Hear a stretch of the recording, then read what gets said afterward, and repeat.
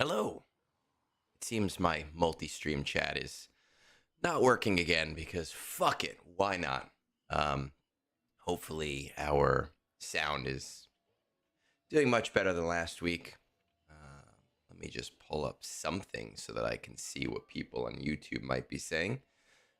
The Sours era. Daniel, I've been saying I've been in my Sours era for a while now. You just haven't been paying attention. Man, the Fat Fill Enabler. You know, somebody gave me a really great idea. I was attempting to do some poaching in game. I was trying. Um, and he messaged me back and he said, "Hey, big fan, happy in my guild, but I've been toying with the idea of clipping every time that Fat Phil says Egnards is right. And I think it's an amazing idea. I think it's something that we need to consider as basically top priority. But I don't want to put in any effort. I don't want to put in any of the work. I don't want to sit through Fat Phil videos. It'll drive me insane. So I'm not going to do it. Oh my God. Okay, let's see what we got for TW today.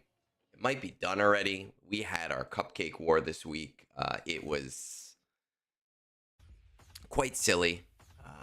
It was like a 640, look at this, 640 guild versus a 500 guild. I felt bad. It was not right. All we've got is fleets left. And they're not even really good fleets. So let's just throw something in. Hopefully they got their day off too. Moonborn signal. Yeah, I thought about asking Moonborn to do that. But it's just so much work. And I don't want to make him do that much work.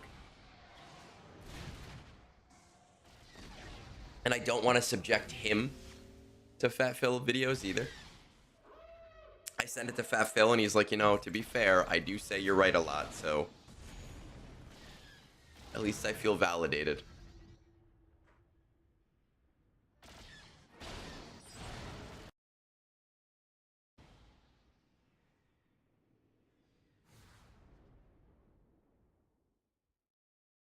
Okay, there's one. What do we got? We have a profundity left. We'll knock this out of the park super quick. I kind of am annoyed because I do like TW hero time. I do enjoy when we get to just throw random shit at things. Logan, no. In this place we make fun of Fat Phil. That's what we do. Fat Phil makes fun of me on his Discord. I make fun of him here. That is the world that we live in. Next week, you and I will be making fun of Fat Phil. That's just life at this point. I make fun of my friends. Our love language is hate. The more I hate on him, the more I love him. That's how it works.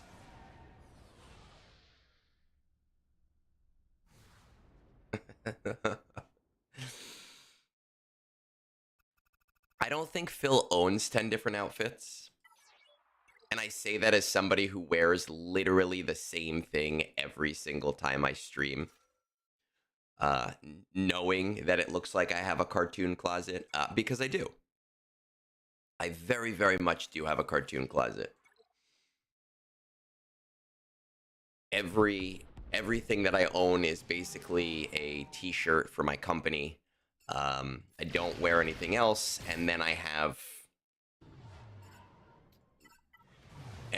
my Egnards hoodie that I can throw on over. Logan, did your Steelers play last night? I fell asleep in the middle of the Broncos game because it started at 9:30 and I was tired, but we fucking won. 27-7. Not that it matters, it's preseason, but still.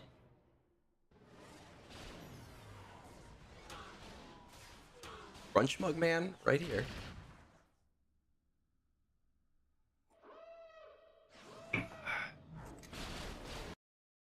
What's a cartoon closet? Oh my god. A cartoon closet is like in the cartoons when you see the cartoon character's closet and it's just all the same clothes, right? So like Doug Funny, you'd go in there and he'd have like all like a whole outfit thing, or like Hey Arnold had it.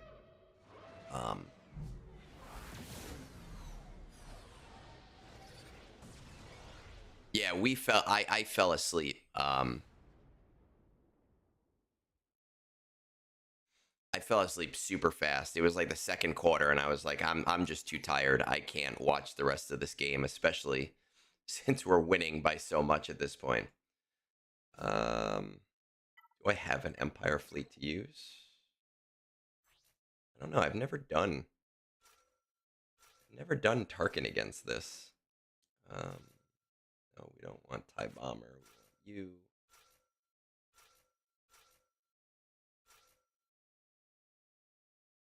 I don't know. Let's try it. That's right, Sways. It is a cupcake war. It is easy day.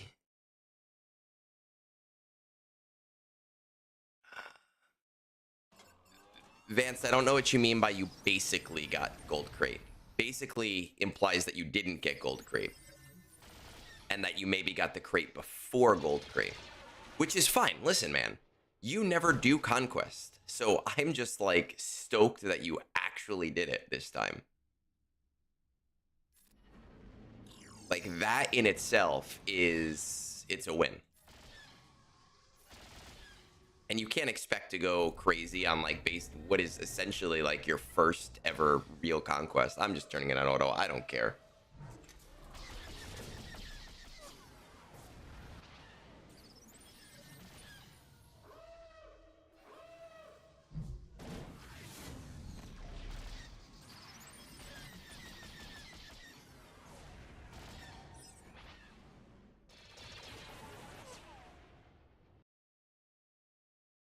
The most automatic streamer to ever walk the earth.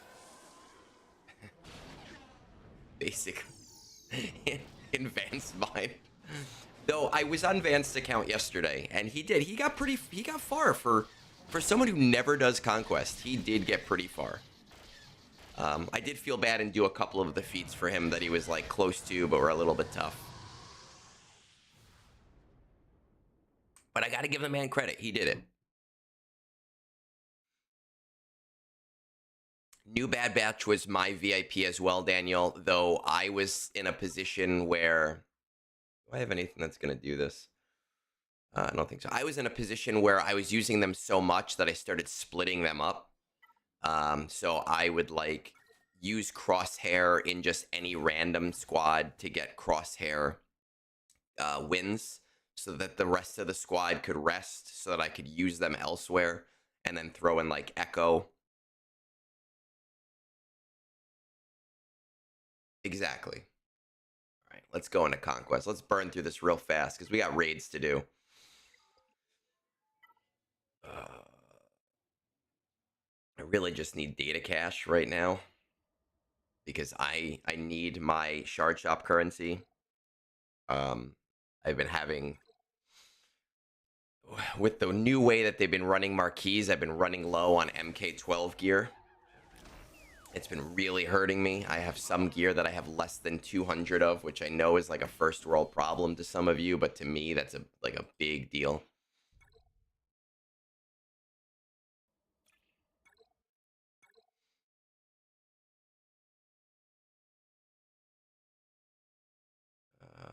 Post comments. Interesting. Okay.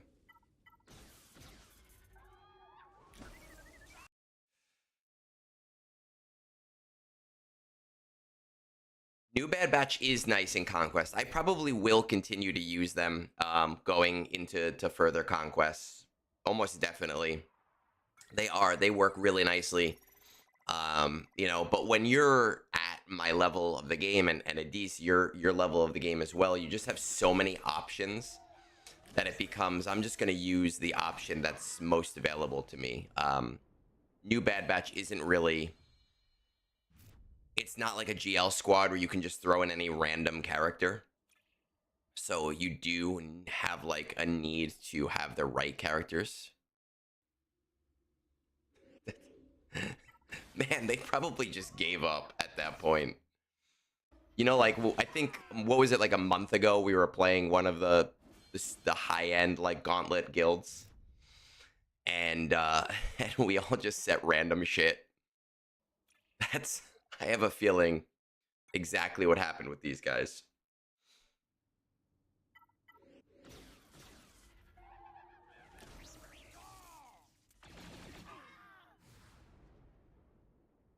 I also found C-Rex to be my MVP this conquest. With 2 zealous ambitions, he just deletes shit. Shit just explodes. And it made a lot of the survive feats that I didn't want to get a lot easier to get.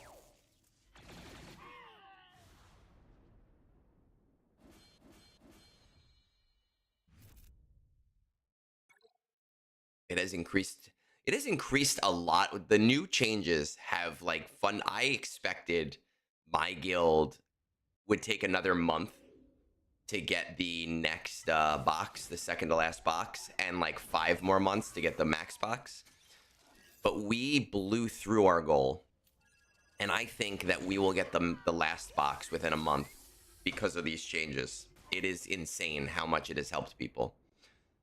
Best NFL team is the Broncos. Denver Broncos, let's fucking ride. That's where we go. That's where we're at. There are a lot of Bronco fans in our little Egnards nation, and I'm proud of each and every one of you. I don't know if any of you are on right now, but I was surprised by how many people. Vance, I don't know. I've literally never.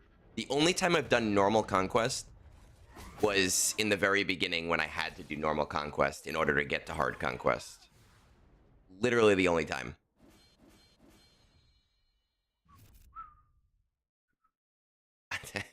I think it was CBS that was saying that they predict the Broncos to win the division. And I don't know who their commentators are or whatever. I don't give a shit.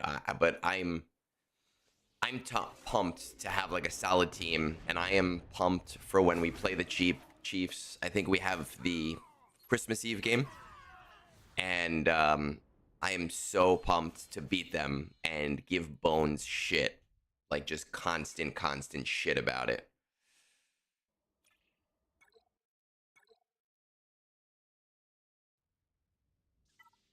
I know, Dan. My wife and I've said this before. I was never a football fan growing up. I just didn't understand the game. I didn't like the commercials and how slow it was. And all my friends were football fans. But now I get it. Now I understand. We've been watching for like 3 years now, and my wife and I were laughing last week when we were on vacation because we were like, man, every week we've just been sitting here going, oh man, I wish it was football season. Like I can't wait for football season. It's just such a sad day when football season ends.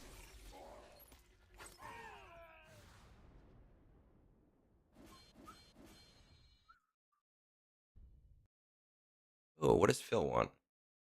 It's not my birthday, dumbass.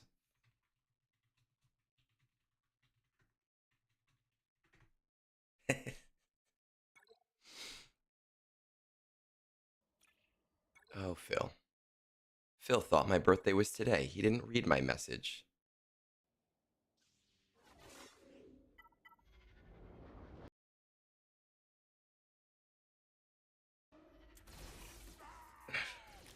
I could pony up some talk about it. I am in my jock era. No, no. Um, I don't watch any other sports. I don't know. There's just something about the camaraderie about it that I finally get. I am again. I'm annoyed. I've said this. I said this a few weeks ago. I was super excited for the Broncos game that was supposed to be an away game with the Jets because I live near the Jets stadium and I could have seen it again. But of course, that has to be their fucking England game. So I'm really disappointed about that. We're in talks next year of changing around and not doing a summer vacation and instead trying to work it out so we can get like a 5-day vacation and go to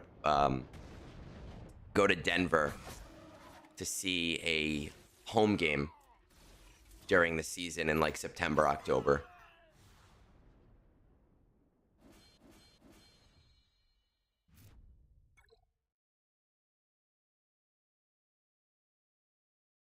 All right, we almost done here. No.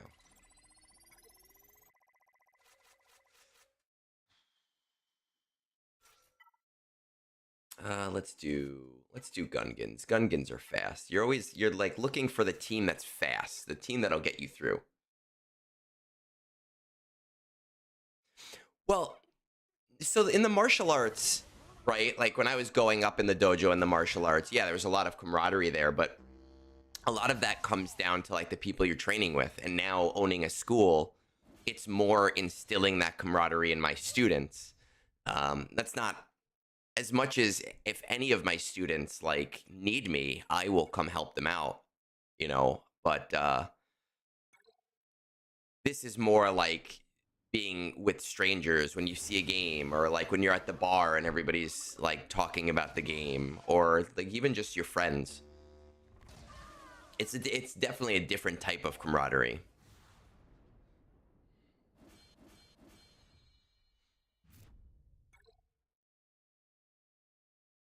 You know, like yesterday, one of my best instructors, she's leaving for her freshman year in college today, I think. And I took her out to lunch to her favorite spot, and we had the whole, look, I've known you since you're 9, don't be a fuck up, and if you need me, I'm a call away conversation. Because that's what it is. There is a family aspect there. Let's sweep the leg. Morning, Black Hole. Sweep the Leg is a great song, by the way, by No More Kings. Before they did Cobra Kai, it served as a sequel to the movies, and they got Johnny Lawrence um, to feature in the like 9-minute music video, and it was all about him. To be clear, thank you, Lady Geek. But to be clear, if my message wasn't clear, my birthday's actually next week. It's next Monday. I was just saying that next week, when there's nothing going on in brunch, I have a special guest, and it'll be birthday brunch, so I will be a little bit more lively. This week is technically the penultimate brunch before birthday brunch. My wife is taking me to a lovely steakhouse in the city. We go to this Korean steakhouse, Kote, every year. I'm very excited about it. I get my Wagyu cut. Get a nice it's like a steak sampler almost. 1-ounce cuts of like 10 different 10 different cuts of steak.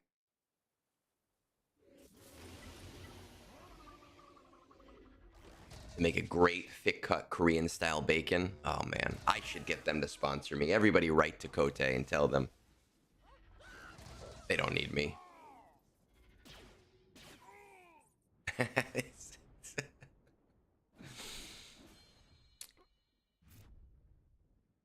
What kind of burger am I getting at the steakhouse? I don't even think this place has burgers. It's not that kind of steakhouse. I think Ani and I were talking about totally different kinds of steakhouses. I go to places like Cheesecake Factory, you know, and I will eat at casual places, but I don't go to like casual steakhouses. If I want a steak, I'm going to like a good steakhouse, or I'm making it myself. I'm going to like a super fancy place, but but again, I don't do that often because I'm a poor educator, and that's just how education is.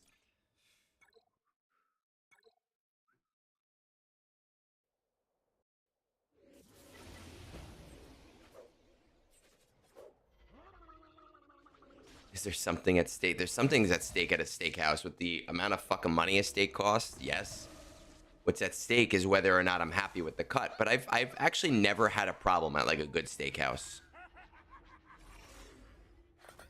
I go to the places where they'll like bring it out for you. They'll cut it and be like, "Look, are you okay with the cut? With the cook on it?" They'll take it back in the back. They'll cut it up for you if you want. Cheesecake. So, funny story about Cheesecake Factory. My wife and I there's a Cheesecake Factory at both malls we go to see movies. And well, a Grand Lux, which is like their updated Cheesecake Factory, is in one of them, and a Cheesecake Factory in the other. So anytime we go to the movies, we'll go to the Cheesecake Factory. We'll get like a drink and maybe appetizers. And when the Taylor Swift Eras Tour movie came out, we had already been to the concert. We saw the concert, but she wanted to see the movie. So we went to the Cheesecake Factory, had a few drinks. We snuck in a few drinks. We got a few drinks at the bar at the AMC. We were very drunk at the end of it. To the point where afterwards we went to the Cheesecake Factory, ordered a bunch of appetizers. Our goal was to like sit in the mall for like the next 3 hours to like chill out our buzz so that we could get home. And like my wife excused herself to the bathroom. I know she's going to hate me telling this story, but she doesn't watch this stuff. And she didn't come back for like a half hour. So I had to like flag down the waiter and drunkenly explain to them that my wife went to the bathroom a half hour ago and I needed him to send someone in there to check on her because I was pretty sure she was dead. Turns out she was throwing up in the bathroom. So we don't go to the Cheesecake Factory much anymore. She's too embarrassed.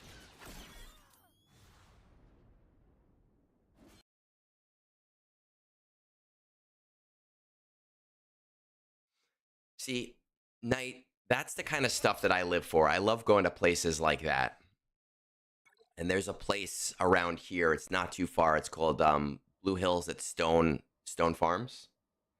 And we want to go there one year, but it's very expensive. It's the kind of place that you have to dress super fancy. They give you a tour of the establishment. It's like $800 per person.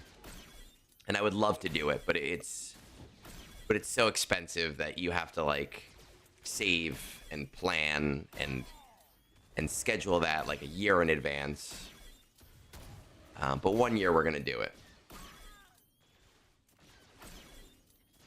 It'll be like a nice anniversary dinner.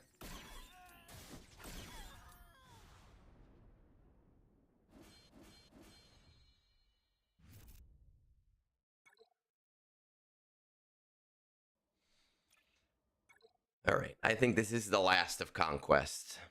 If I decide to do more refreshes, I'll do more refreshes later. Off camera. Simmed for her pleasure.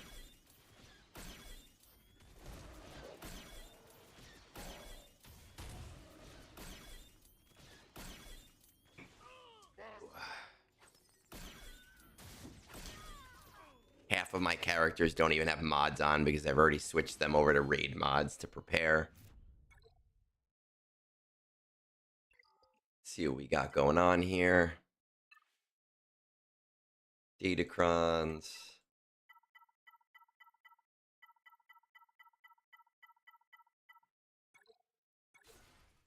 Don't need those.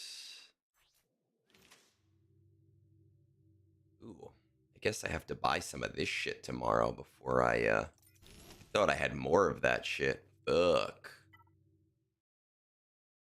Fuck. Okay, we're just gonna sim that then.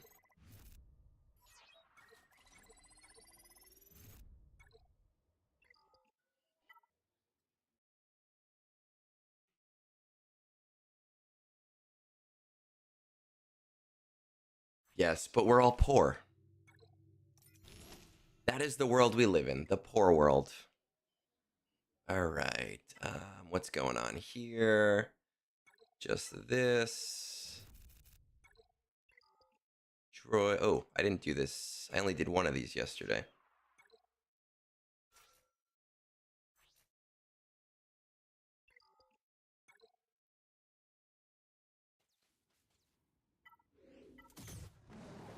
MK2.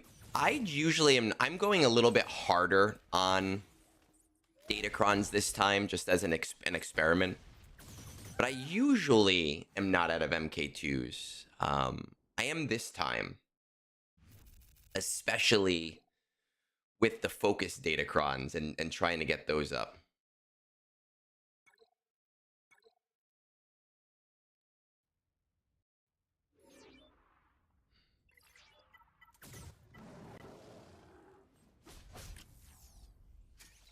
Oh, by the way, the Zeta Protocol haiku contest. So we did the haiku contest. 5 people won. Only 2 people gave me their ally codes, and it's a month later. So I talked to Meathead, and Meathead made an executive decision that fuck those other 3 people that I tried to reach out to multiple times. And he was going to give the other 2 people a much bigger reward. So the 2 people that actually gave me their ally codes after I reached out to them and tagged on Discord and on YouTube. But those 2 people got 5,000 crystals and a 5-pack of Brutus shards. So like the 6,000 crystal one. So pretty nice score for those people that followed directions.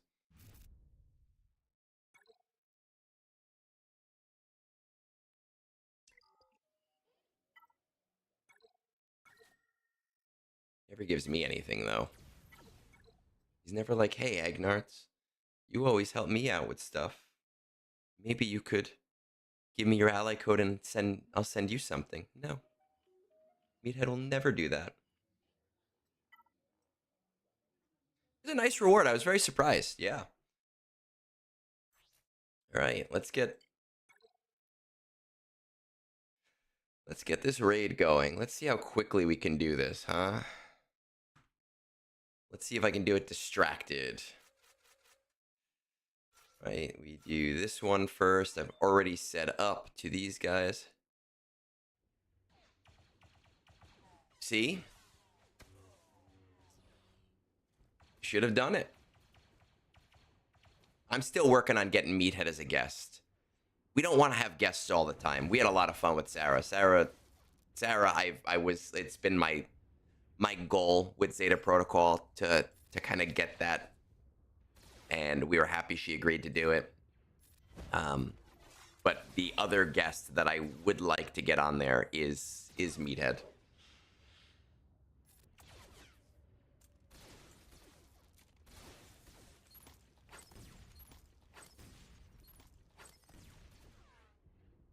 I have 2. Okay.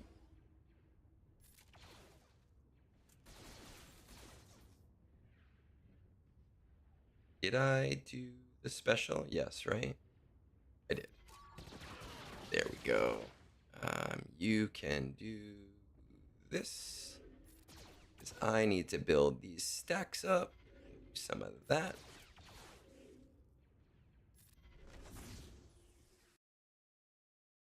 Don't thank me. It was all Pico coming up with a stupid Taylor Swift idea. And me saying, well, I happen to know that she's a very big fan. Because I listened to your podcast. You have to play with Scribble. Yeah, I have watched Scribble's that ball game. And I've thought about entering, but I feel weird entering that because it's like, all right, like I get giveaways and like I'm part of that whole ecosystem. So I have declined to enter his contests to give a fair shot to other people.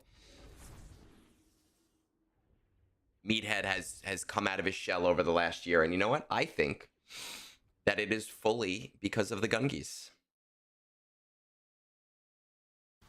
I think that I broke the ice on that, and I'm going to say that it's entirely my fault. So you're welcome, community.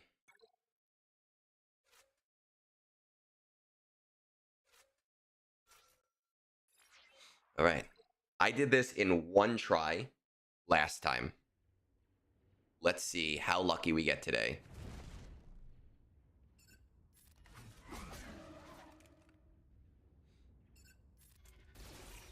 Ooh, ooh, ooh.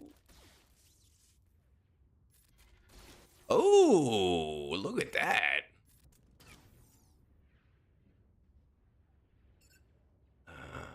We want the Order 66.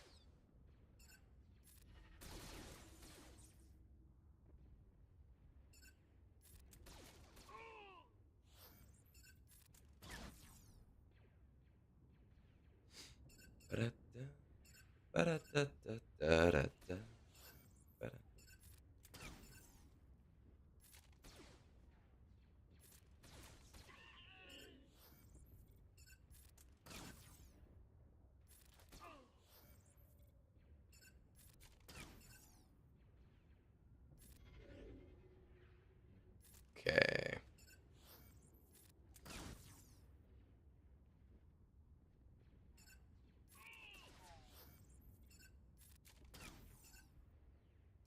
One, two, three, and done.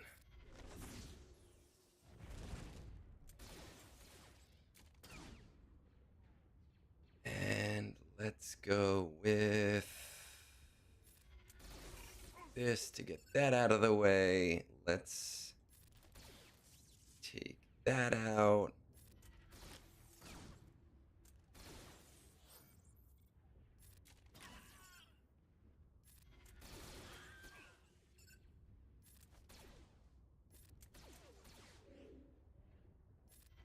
Okay. Are we going to lose here? Because every once in a while this loses. I screw something up right here, but I think we're good. One try. Look at that.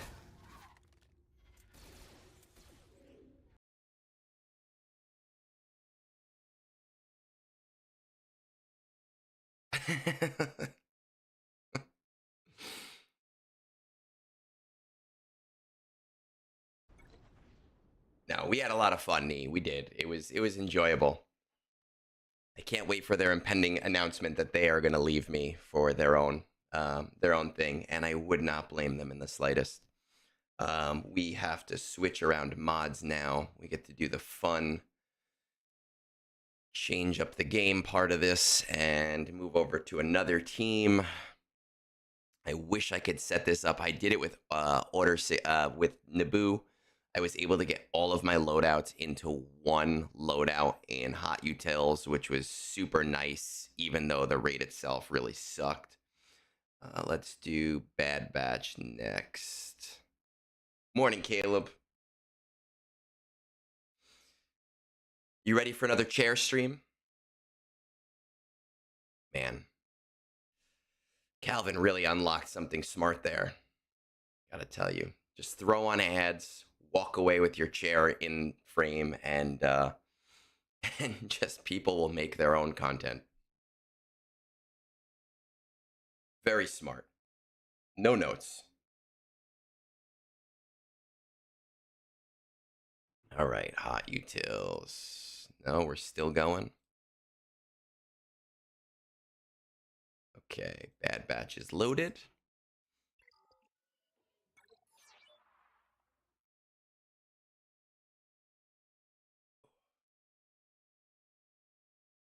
I was saying to Beaver, he had messaged me about it. That's how I knew about it. I was like, I really want to tag Discord and get as many people as possible into this stupid stream.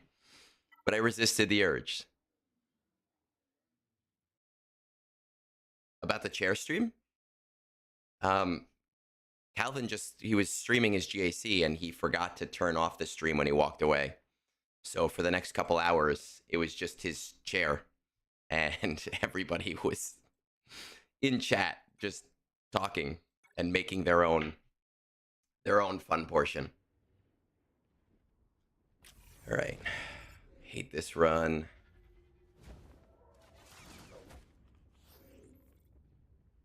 This is not a run I like to do.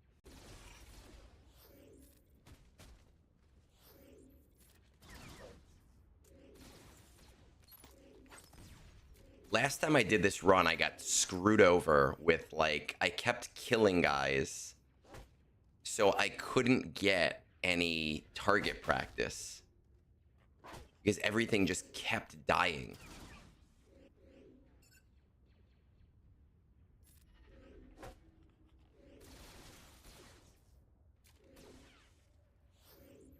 And that seems like that's what's gonna happen here. Okay, we got you back. Let's go with... Well, we'll get enough.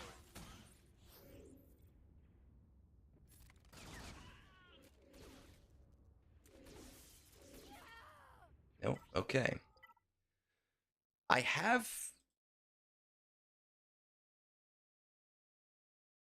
Why? Because I don't...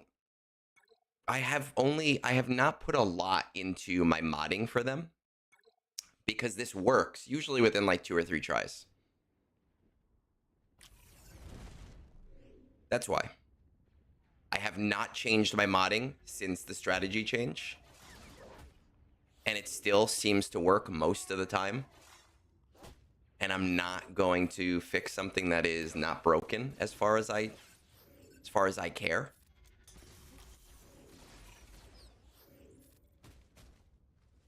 I do want to get these guys to R9, but there's just... I don't know. I feel like I'm going to do fine without it otherwise.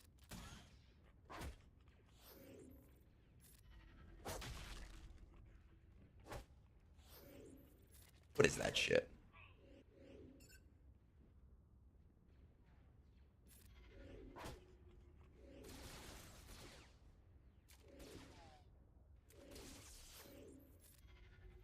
Oh, fuck. I did not mean to do that. Shit. Fuck, fuck, fuck. Morning, Adam.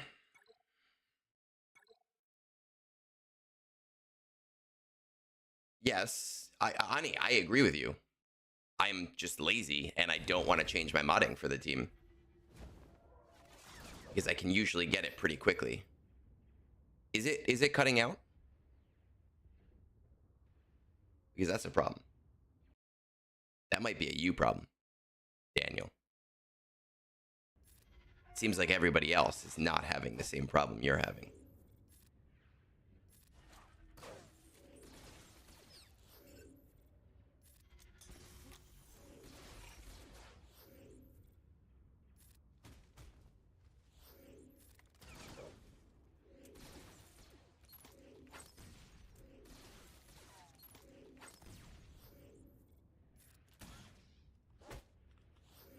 Oh, I'm not taking them past 7 unless, like, I'm gonna make sure I have enough.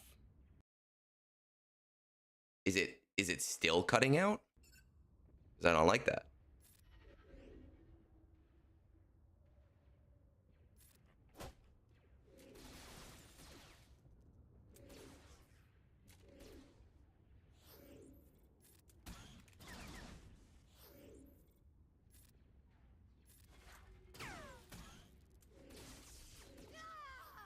I don't like this Order 66 shit, and I don't want to change my mods right now. Yeah, he messaged your guildmate. That's right, because I am looking for people right now. I'm looking for one. If anyone is looking to switch guilds, if I did not message you, it's probably because I have a couple rules when I poach. One of the rules is that I only message like 3 or 4 people in a guild. I don't message any more than that. And another one of my rules, you know, is that I am looking for people, obviously, that have very, very specific things. I was surprised over the last couple of days how many people I looked at their accounts who had like 13 million accounts and were only doing 2 million in the raid. And that blew my mind. And I'm not reaching out to 13 million accounts that are doing 2 million in the raid.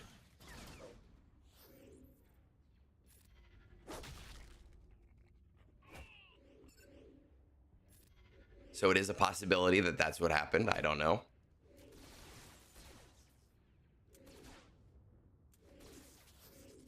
Man, this is not working today. Usually I can get this very fast. We do not normally have this problem.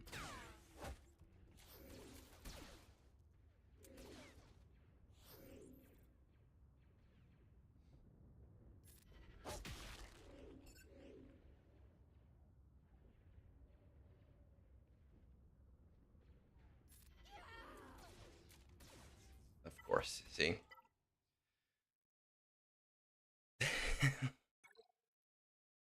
I don't know what that break is. Is it because you're not doing well in the raid? Because I need people that are doing, you know, we're looking for max box. So I need people that are like pulling their weight.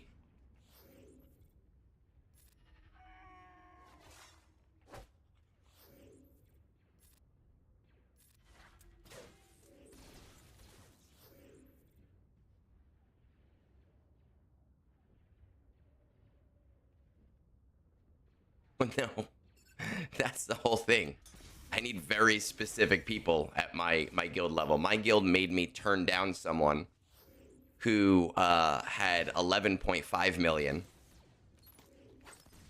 even though they were doing really well for our raid goals.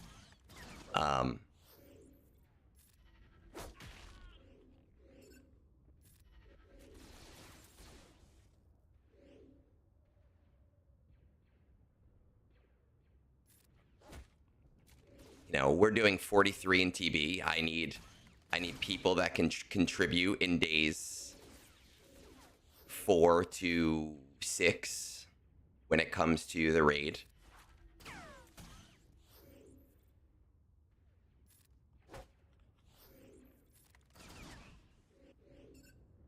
Okay, all right. We might be getting to where I need to be.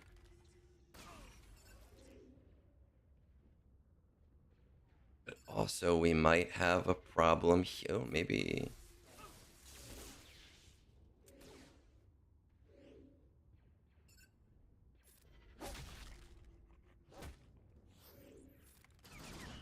Okay, good. All right.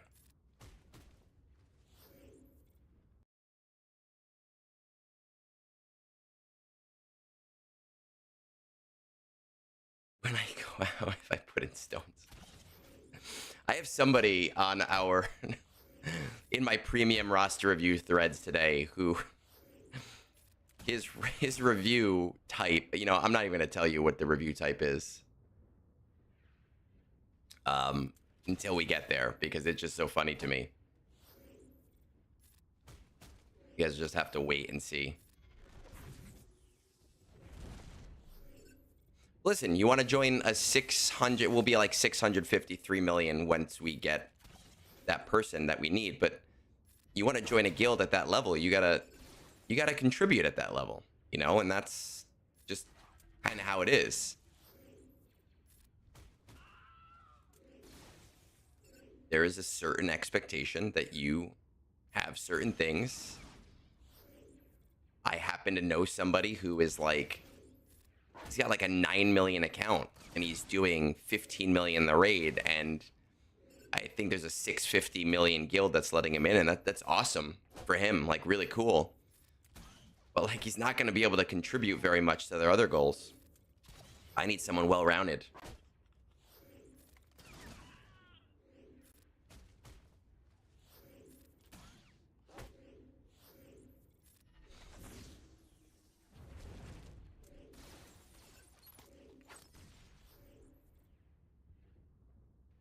Let's go with you first.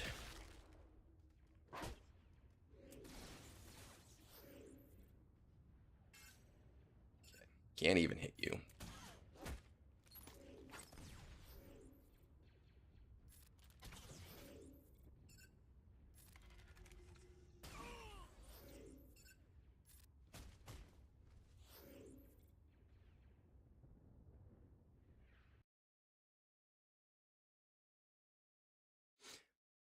they're not putting in a good score in raids. You know, they might be putting in a good score in TB, but I don't know because I can't see what their scores are in TB. It just means that they're not putting any priority towards the new stuff. And I need people that are like-minded and are putting in priority towards that new stuff.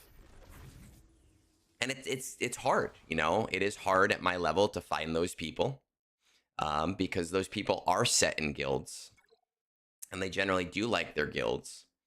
But again, I will remind you that it is okay to leave your guild. We've had this discussion before as we shift back over to hot utils and change our raid loadout again. You know, our average GP is like 13.2 million. So I'm looking for someone at like 12.5. I'm looking for somebody that's below our average. Keller and Beck. Okay.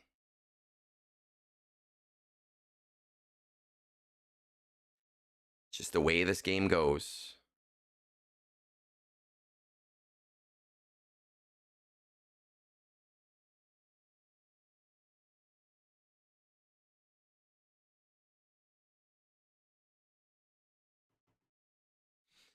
Let's see. Waiting for hot utils to do its thing so I can do my last real squad.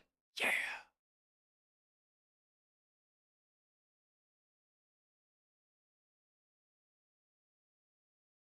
It is. And I have picked people who are below, you know, I've picked people who are below our stuff before. I do it all of the time if I can't find the right candidates. But I do need to find people that are going to kind of meet those demands at some point in the near future.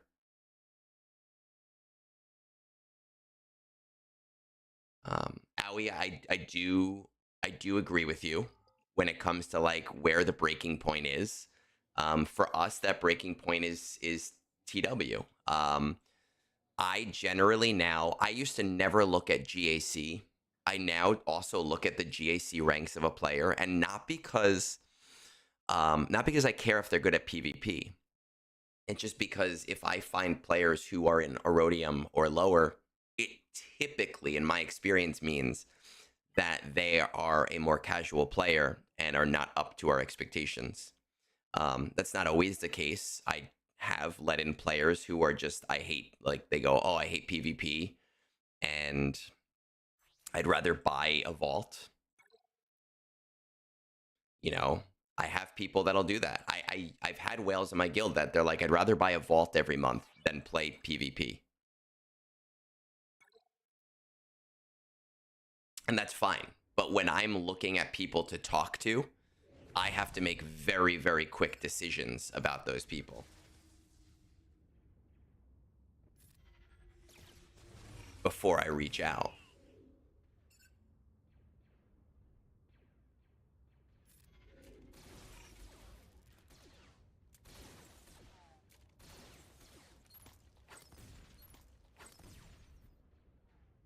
What do we want to do here? Ability block. Oh, well, we don't have any. Grid up. Another target like that. Stealth. Remove turn meter from all enemies. Yeah, let's do that.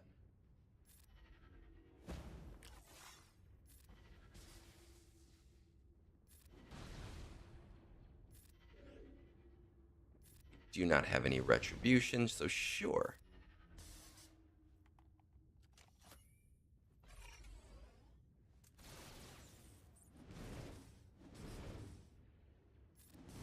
I am going to miss Temple Guard in this squad once I get Jedi Master Mace Windu, because he makes my life so much easier.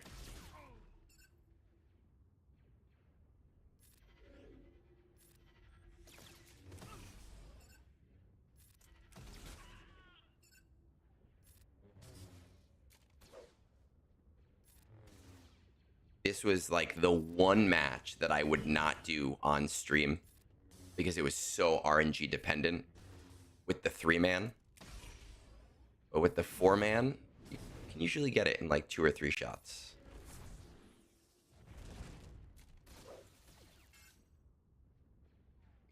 Retribution.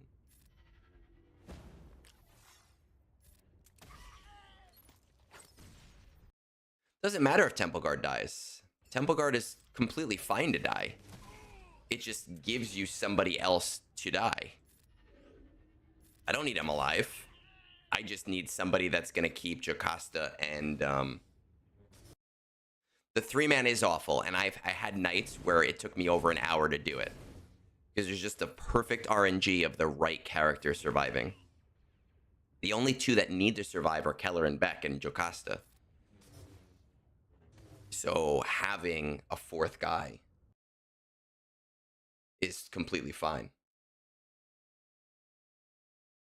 My school, we start right after Labor Day, and I do 2 days of, so like it's Labor Day and then 2 days of bullshit seminars, and then we go back, and then like the kids come back. They should be back on Thursday.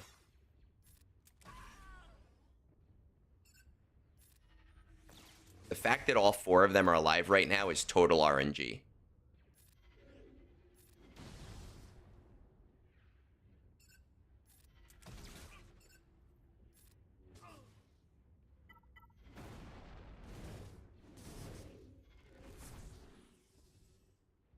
Well, Owie, I haven't done the math on that, but here's the deal. You know, when it comes to TB, right, I want more stars. I want more stuff. It depends. The important thing is the big steps. And the game doesn't really give you a good indication of when those big steps happen. So it's hard to do that math unless you like get the actual star counts from everybody and figure it out. But the way that I look for more TB stars, and this is the, while Hot Utils is loading my pirates, this is the fundamental misunderstanding of ROI that so many players have. The only time that we can talk about ROI in the way that you want to talk about it is when a team is only useful for one purpose. So like Peridia Patrol. Yes, you can use them in Conquest. You can use them in other game modes. You absolutely can. But you're typically using them mostly for that one purpose. And they have like B+ tier level of everything else. So you start talking about ROI of like, when am I going to get my investment back? But when we talk about TB, we are talking about everything being a function of TB. So right now with this raid, New Bad Batch is a great TB team. Jedi Master Mace Windu with Depa is a great TB team. The clones with Lord Vader are a great TB team. So you are getting a secondary increase, right? I want to increase my TB, but through increasing other things.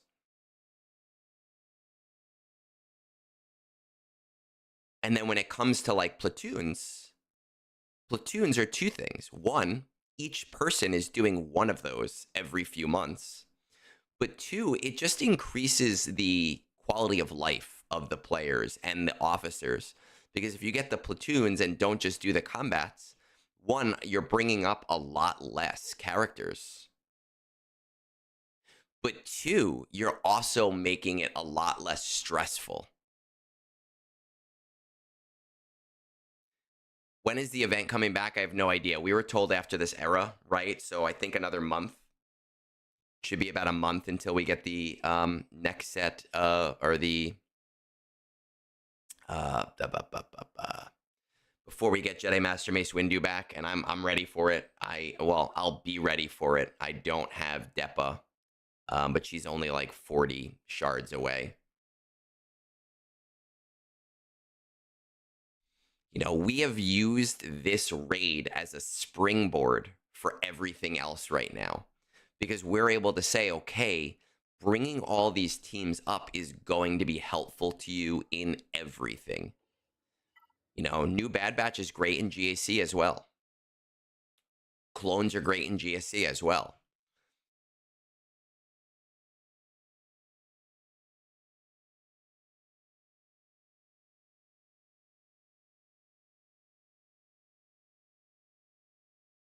Where's Phil's ROI counter?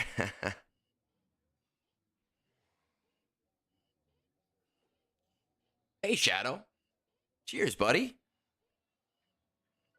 I love the ROI of like the ease of use of being able to auto things is so important to me, especially as a teacher. My last 2 years, I got really lucky in classrooms that didn't need me much. So I was able to do a lot even during the school day. But that's not always the case, you know, and I don't know what my this year is going to look like. Um, my school just happened to very highly underutilize me over the last 2 years. And if I have a busy class load this year, that's going to put an extra difficulty on me on being able to get things done. No, she is not farmable, but she should be farmable with the next patch. You know, she might not be, but she should be.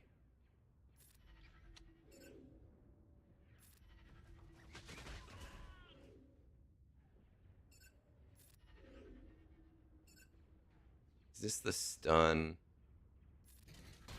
Nope, no stun. Okay, fine. Fuck you too.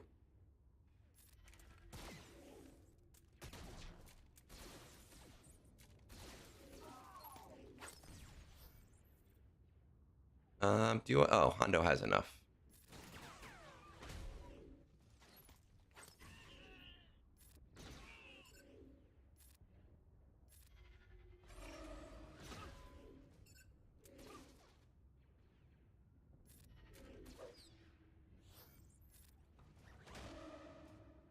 Wow.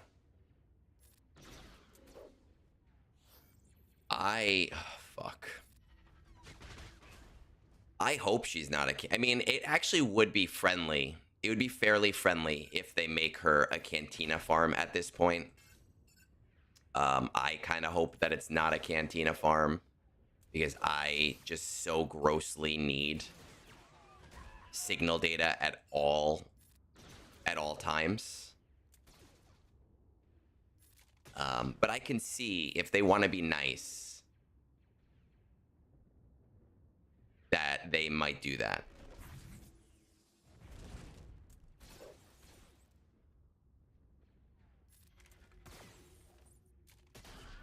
Ooh, that was beautiful.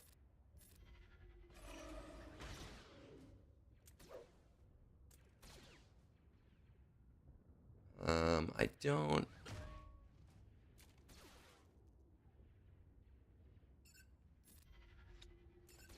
Let's tie you up.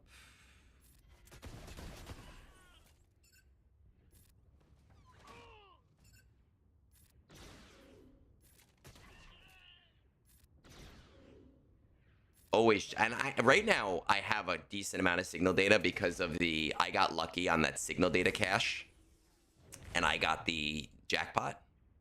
But it doesn't matter because even when you have so much signal data, you know it's going to be gone. Right? Like I know between all of the characters that I need that signal data is gone. It's spoken for. It goes very, very quickly.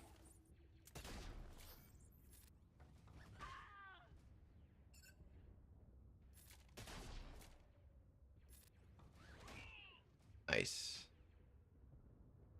Oh, always be chasing signal data.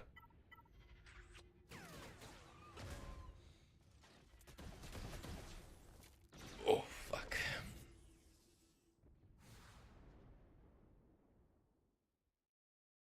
I know Swayze's on me about maxing this raid. I will. We'll get there. We'll get to that point.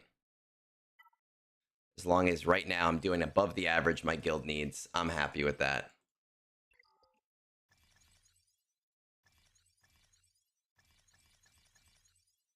Perfect. We can go buy things.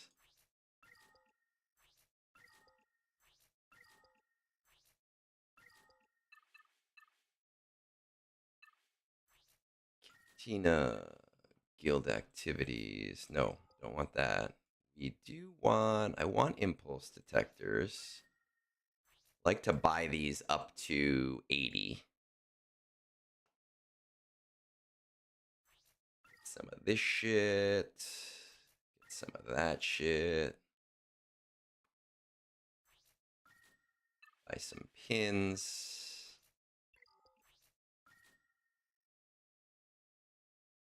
Cheers, Aaron. Thank you for stopping by.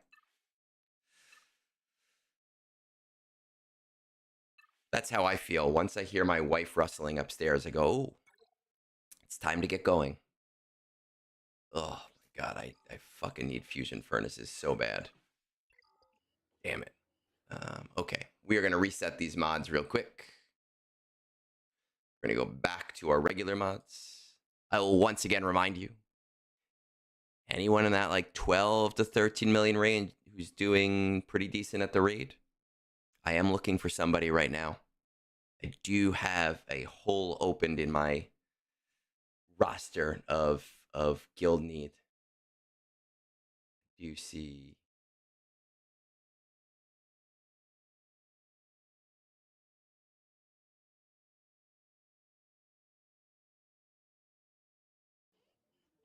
Okay, that's going through. And load my base loadout. Okay, that's 100% it, Nee. We're actually going to a family barbecue at her aunt's house today, and it was her brother's. Oh shit! It's my brother's birthday today. Let me text him. And right now he's in Korea, so it's like 9 p.m. for him. Let me text him. Happy birthday. Had fucking time. Thing with my brother though is that he is somebody who will message me back in like 3 weeks. He'll be like, "Oh, hey, thank you," and I will be like, "I don't even know what you're thanking me for at this point." Just not a texter. All right, we have reviews to do. I need to go to the bathroom, so let me go do that and fill this up with some water, so that I can talk for the next 3 hours. I see I also have oh my God. I also have a lot of Discord messages, so I will be right back.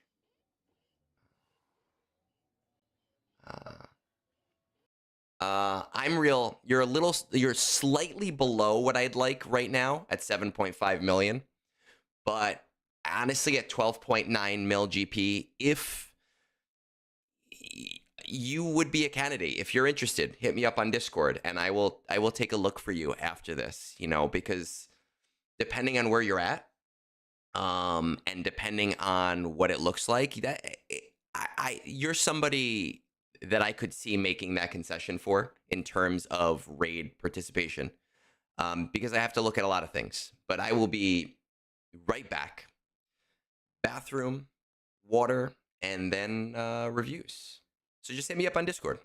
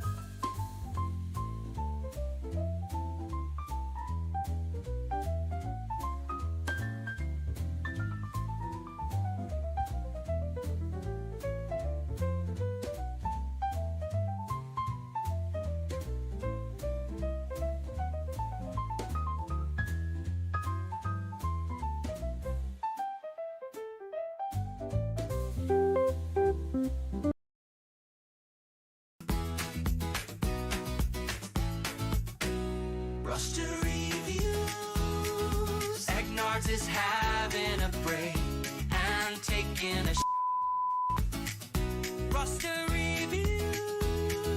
Talking to me that what pack sex should sell to you.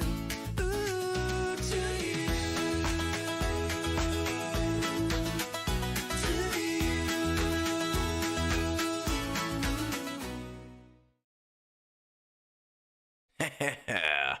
God, I love that intro. Oh my God. Moonborn hits it out of the park literally every time. It's beautiful. I just love it so much. I know, seriously, you gotta just message Moonborn and let him know because it's just, oh, it was Moonborn. Moonborn does it every time. We debuted it last week during not brunch, right? It was like dinner time.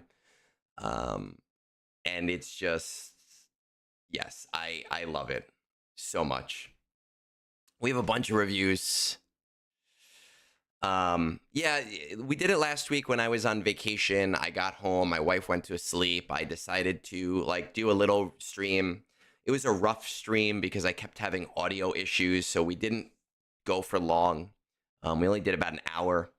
But I was so excited when he sent me that, and I'm gonna have to ask him to do intros for everything at some point. So please message him, tell him you love it. He loves the attention. He is an attention whore. We have reviews. We have stuff that needs to get done. Now, I have some interesting reviews today. This first one is from my premium feed, from my Buy Me a Beer members. Is from Cunctator, who is a friend, who is a mod on our Discord. Let's see, let's say 115, because I see Hod is giving me a joke, and I'm going to be distracted by that. Girl I've been hanging out with sat me down and said, first it was simply flirting, then we started hooking up, and now you're making me egg breakfast like all the time. Hook up, you make eggs, hook up, eggs. Does this mean we are an actual couple? I said, look, I like you a lot, but we're just friends with Benedicts. Oh my God. I love it, Hod. I do. I assumed it was going to be an Egnards joke because of all of the egg stuff. Caleb, 35,000 crystals. I try to keep above 35,000 crystals for if there is something big to move towards. So like when Gungans came out, I saved 90,000 crystals and I burned 90,000 crystals. When clones came out, somebody bought me a clone pack, and then Rebbed Beaver bought me a clone pack because of a bet we made. And then I ended up spending like 15,000 more crystals just to like do some shipment farming. So I keep those crystals on the side for big things that are like super important, right? Like when Hondo comes out, if Smuggler's Run 3 is that good, I'm not going to be able to get Hondo at release, but I may decide, you know what, I'm going to fully speed this farm up a lot with those crystals. It depends. So we have our Cunctator review. Now, Cunct has an interesting request. I've never been asked this before. He is asking for a money spending guide. He is a spender. He went hard on Ahsoka. He is a simp for Ahsoka. And his main goal, let's see where it is. I want something weird this time around. What's the most efficient way to be able to reach your guild's requirements within a month, including spending money, which is obviously needed, but in what way? Okay.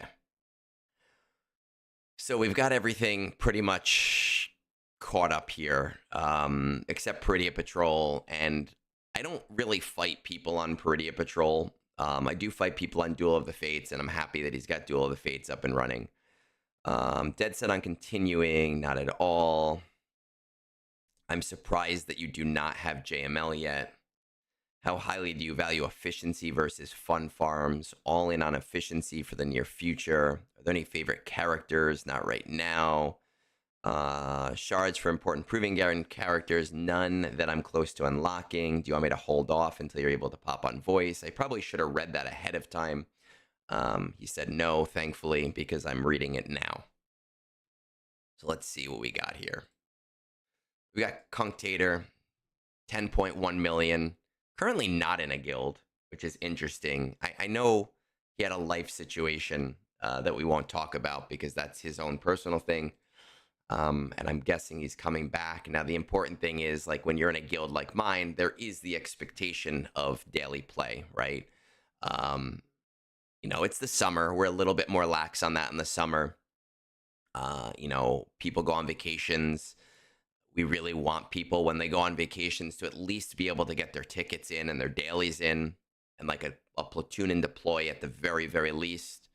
I've gone overdrive this summer in helping people out with that. We've had a few guild members go to places where they had no reception at all, and I took over their accounts for like 2 weeks. It was very tough to do. It was very time consuming, but I did it because, you know, we're a guild. But there is that expectation. And I think, Kunked, we talked about that maybe 3 weeks ago, and you had told me that those things had kind of shifted and changed, and it's not really an issue anymore. 10.1 million, 1, 2, 3, 4, only 4 GL, which to me, there was a time, like when I look at a roster that has 10 million, I kind of expect like 6 to 7 GL at all, right? So we're kind of light in that regard. Ship wise, kind of the same thing. You know, you have Executor, your Profundity is only 4-star. You don't have Leviathan, it looks like. And as a TB guild, I do look for those ships because, especially when guildmates don't have a lot of high relic characters, ships are a great way to get points in territory battles. You know, in day 6, you're doing Ring of Kafrine, which is 1.5 million. You're doing Vandor, which is 1.5 million. We're doing Mandalore, which is 1 million. So that's 4 million in combat points in one day just from ships, but you're losing out because you only have one of those available to you. And that is, you know, again, it's something that I do look at. If I see somebody that has like 2 ships at max and the other one is being leveled up right now, that's pretty good. Then I'm kind of fine with that. How do you... Vance, I already explained how he has Ahsoka. He is a simp for Ahsoka. And isn't this your lover, man? Don't we have like a ship name for you guys in Discord, Vancetator? You should know these things.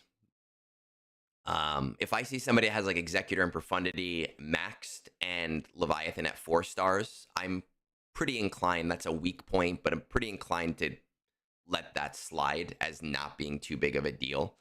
But only having one is tough to contend with. Gear tracker. Let's see. So we have Kylo, we have Rey. The legendary Vance has arrived. JML.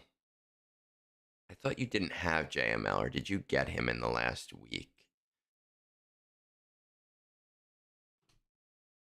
Are you farming for him? Because it looks like you have him.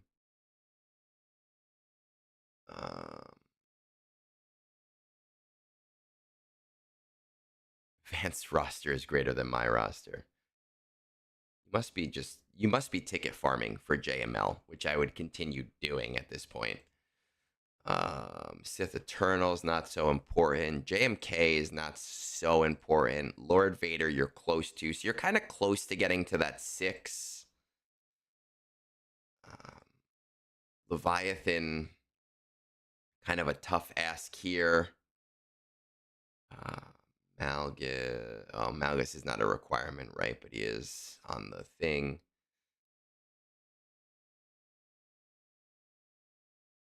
Jar Jar is not important.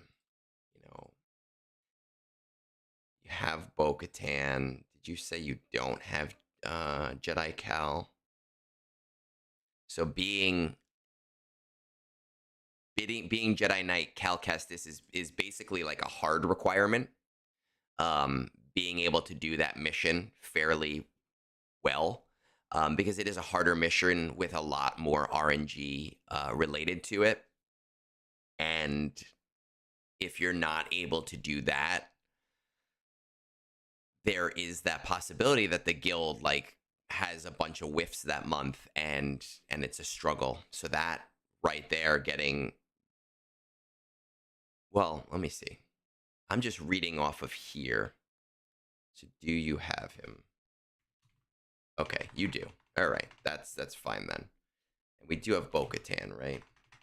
Okay, good. All right, so I'm gonna do this in 2 parts. And the first part is what I think you should do now. And then the second thing is how you should spend your money. But I do want to kind of stress, this is your money. I don't think being in my guild is worth the amount of money that you need to spend. I don't want people spending tons of money just to get into my guild. Unless you're sending that money to me, then that's fine. Just kidding. That was a joke. This game is a marathon. It takes a long time. I know that you are younger. I know that you have that cash to spend. I don't think that the amount you would have to spend to get there in a month is feasible for most people. I would, like, realistically, I do let people in that are under 12.5 million if they meet other milestones. You know, I didn't even look at your raid yet. The raid, you have nothing in this raid. I'm looking, I want someone that's doing 7.5 now and 10.5 within the next couple of months. You know, and you have under prioritized all of this. The best way to catch that up is to work on clones and go for the clone split, because that's 7.2 right there. And if you're going for the clone split anyway, you might as well go for Depa and Temple Guard to get Jedi Master Mace Windu. And I only say, you know, remember, we're talking about like a month and a half before his event comes back. And I don't think that that type of spend is feasible or reasonable or worth it to anybody. And I cannot stress enough how much I feel that.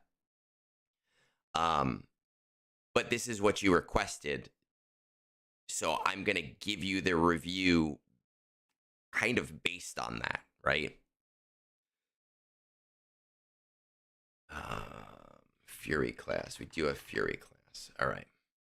So what I would be doing right now is I'd be working on those clones. I'd be getting those clones to 7 stars as soon as possible. In the background, I would be working on getting Leviathan. Okay, because you need to start getting the free shards that you're going to get from Leviathan so that you can build that up faster and faster as possible. Now, if you are going to spend money refreshing any ship, I would prefer it to be Leviathan over Profundity. So if in your head you're going, well, let me just get Profundity to 7 stars. I think it makes more sense to do that with Leviathan because it's a stronger ship overall and it makes the fleet climb basically autoable. So I would be pushing those clones ASAP. I would be pushing towards Leviathan ASAP, and I would be 7-starring that bitch as soon as I possibly can. If you have a 7-star Executor and a 7-star Leviathan, I'm not going to mind that your Profundity is at 4-star, but I am going to ask that it gets refreshed like twice a month so that eventually it's 7-star in a reasonable time frame.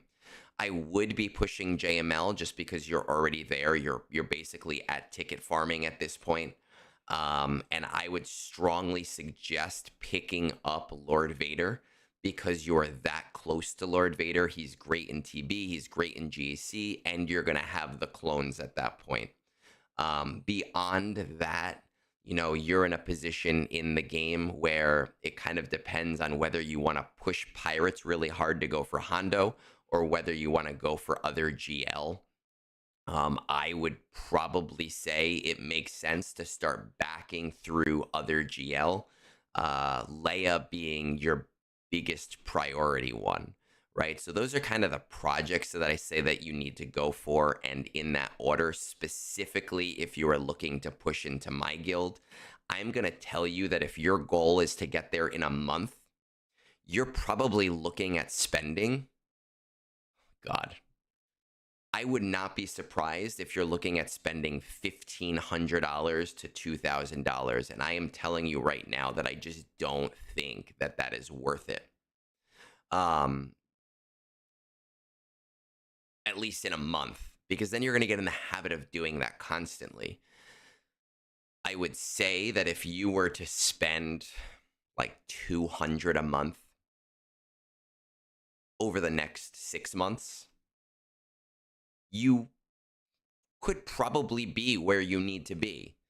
And I'm going to stress still with 45 people here, I'm going to stress that I just don't think it's worth it to do that. Because we are looking for people that are at like that 12.5 million to 13 million GP. We are looking for people that in the next 3 to 6 months, really 3 months, are able to do 10.5 million in the raid. We are looking for people that can contribute to high-end TB, to days 4 through 6, where we need Relic 8 to Relic 9 teams.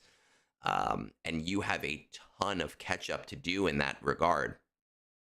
What I would say that if you are looking to spend a lot of money and you are looking to make it as valuable as you possibly can, in order to buy shards, you need to buy vaults. Right? So for shards, if you're looking to speed that stuff up, you're buying vaults.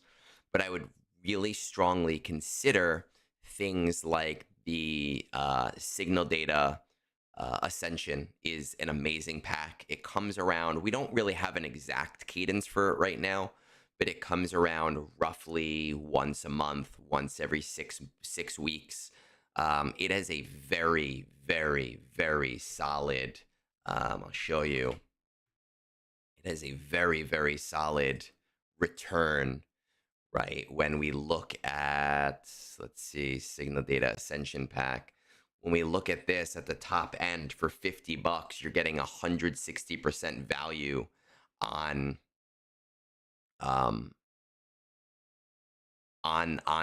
your money spend, and that's a huge deal. So the Signal Data Ascension is solid.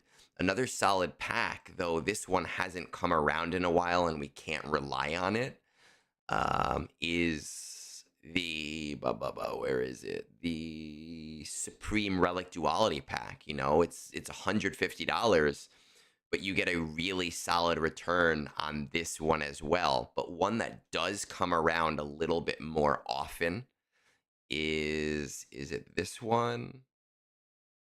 Cost value? No, it is not that one. That's the terrible one. No, it's not that one. Where is it?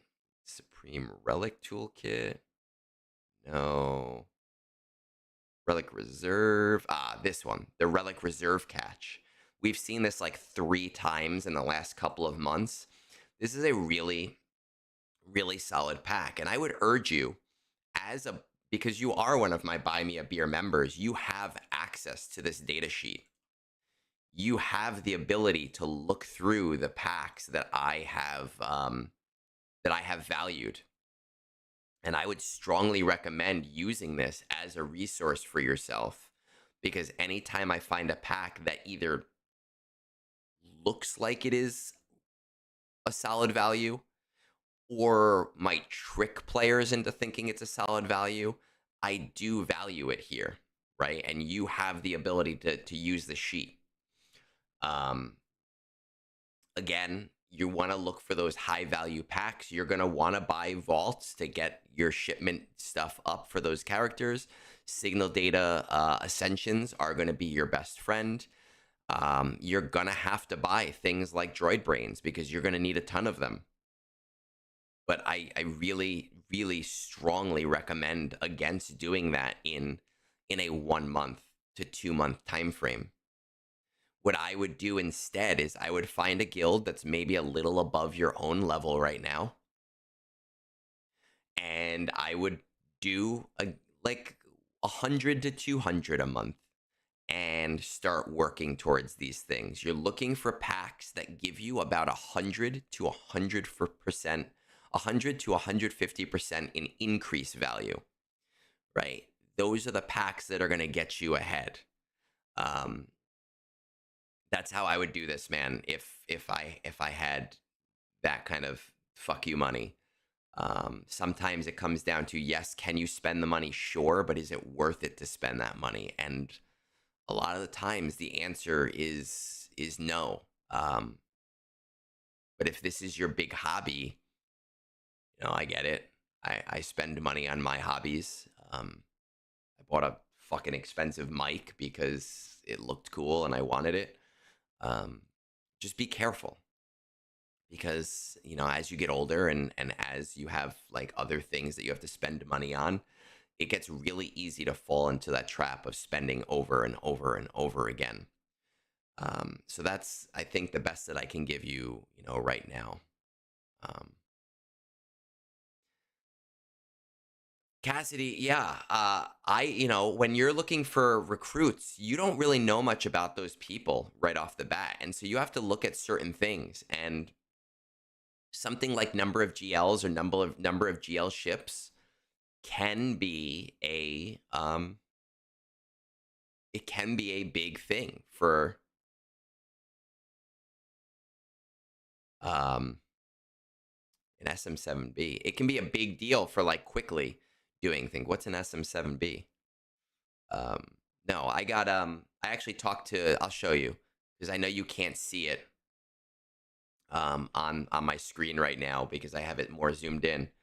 I talked to Scribe and I got a beacon, which is very nice. It's beautiful. I really do love it. And it has a lovely little LED ring that I can change the color of, and we picked pink because, that's what we do. And it has been much better than my old mic, and it was worth every penny. So I would say, Conk, just be careful, man.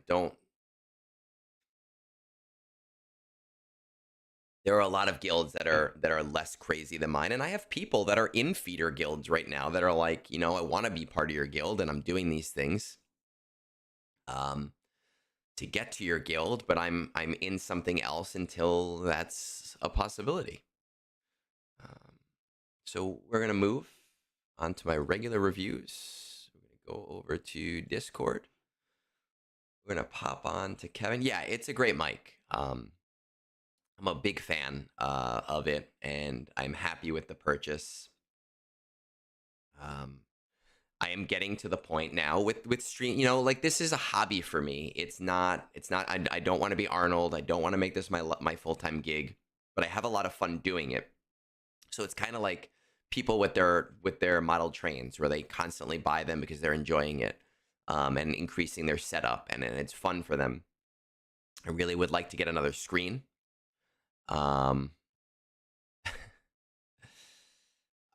I really would like to get another screen and, increase this even more. But there's the fine line of how much money I make from ad revenue versus my bills versus how much am I spending on this hobby. So we kind of like deal with it that way.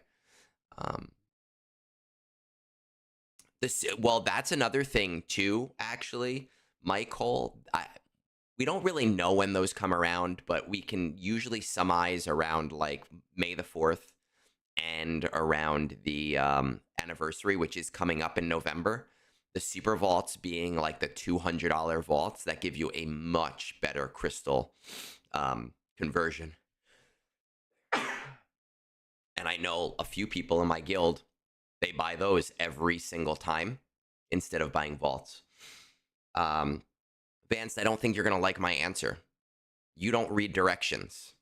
You forget to do things. I can't have that in my guild.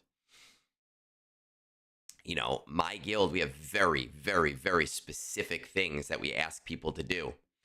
We have very specific instructions in-game and on Discord for holding.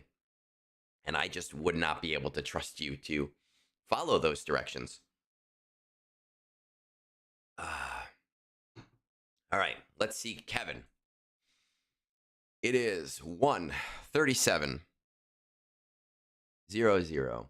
Full Leviathan with an executor sprinkled in here and there. Are you coordinating? Nope. I'm top 80 with no meta fleet, so it isn't relevant to me yet. Okay. Meta fleet is important.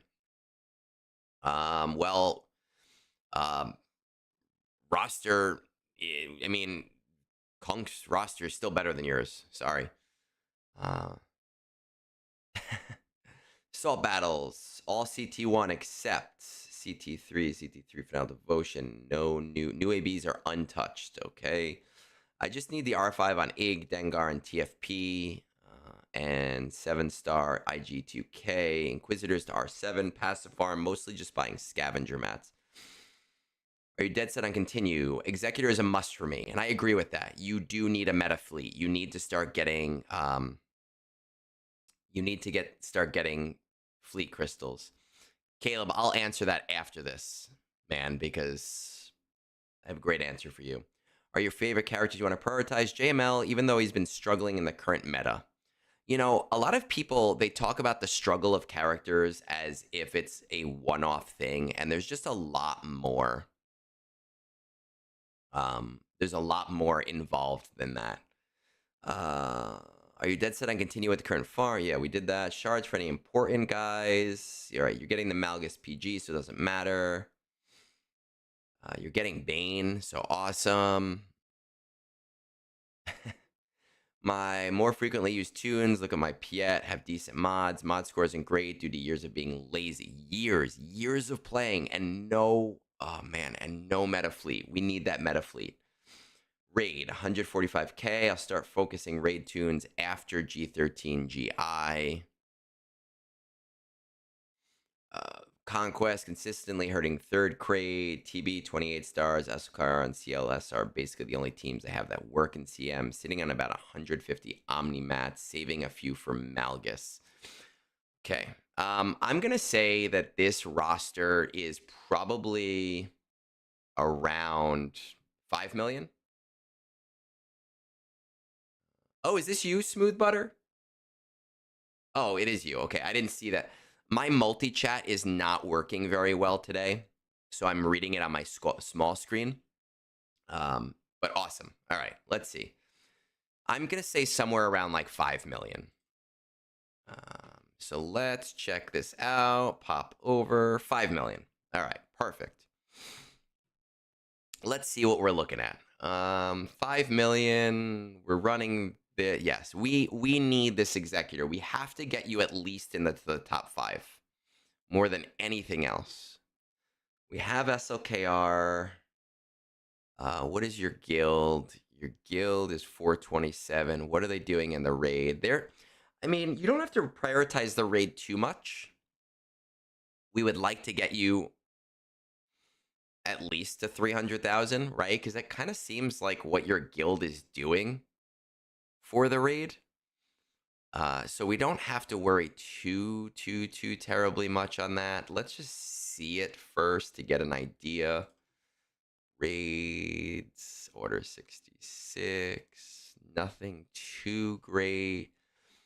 Tarkin, getting him up to Relic would be nice because that 300,000 is not that hard at all.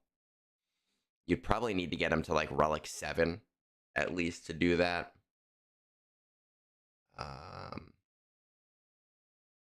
But we don't, I mean, we don't really have to focus too much priority there. Let's see, you're punishing one. Okay. If you have not started slow farming punishing one, I honestly would start slow farming that. And I would even consider doing 1 refresh a day on it. Just to get it there faster to 7 stars. It'll make your life easier. Once we get you to, you know, hopefully to a 5-star executor at least, hopefully we'll be able to at least get you 50 crystals a day. Punishing one, I believe, not punishing one, Mark 6. I am told that even with Executor, can do really well against Leviathans. Okay. So you might even want to consider putting a few battles towards your Mark 6. I think you have an old account and you are trying to take it more seriously. So you have kind of like an uphill climb of things that need to get done right now. So definitely punishing one. I wouldn't do too much on Mark 6 yet. Maybe like 5 or 6 battles a day because I know it's a Cantina farm. Executor has to be your priority right now. We need to get those 50 crystals a day. And if we can get them to even like 100 crystals a day, that would be great. But until we get your Executor higher up, and that's going to take you a couple of months, depending on the refreshes, you're going to want to get Executor to 5 stars as quickly as you possibly can. That should get you to where you need to be for now. Inquisitors to R7. Let's take a look at this.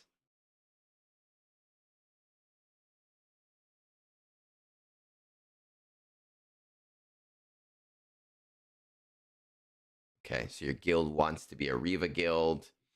So you want to get them up there. Fanatical devotions.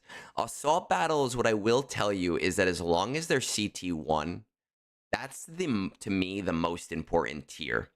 So if your assault battles are at CT1 and you're playing this big game of catch up right now, they're pretty okay, right? You don't have to worry too much about them for now.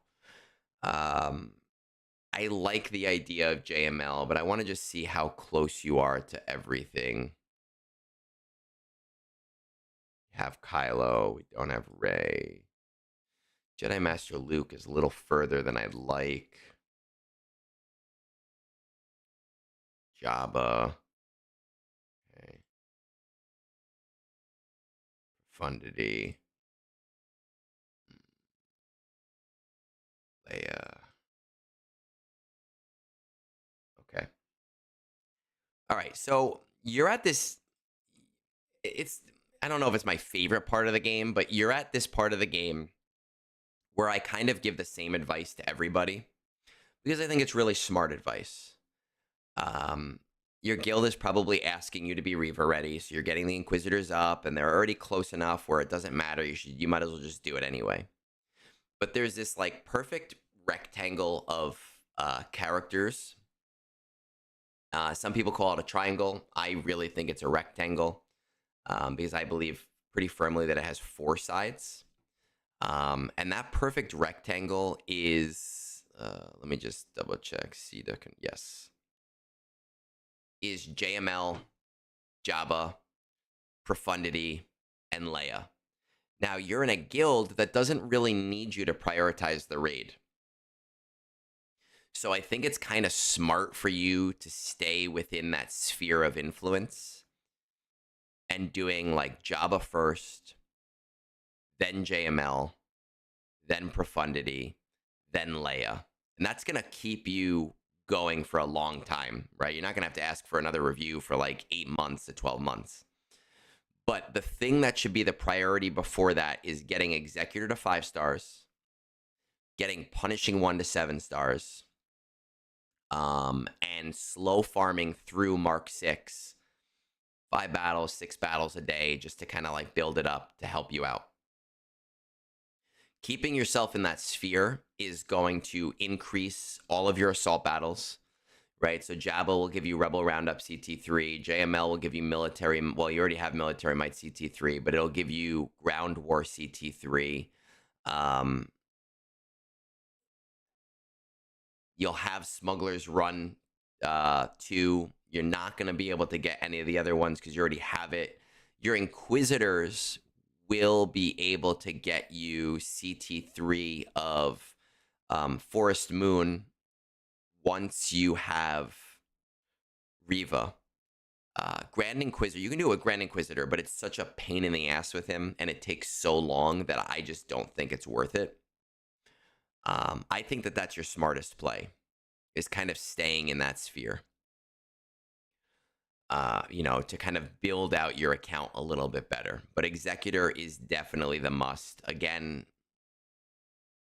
I wouldn't really focus too much on the raid, really, at all, to be completely honest. If your guild wants you to do better, if the guild is trying to push to the next box, maybe bring Tarkin to like Relic 6 just because you need him for GLs at like Relic 6, maybe even Relic 7. Um, and pause there. But you have a lot of back end work that needs to get done before any of that stuff needs to get done.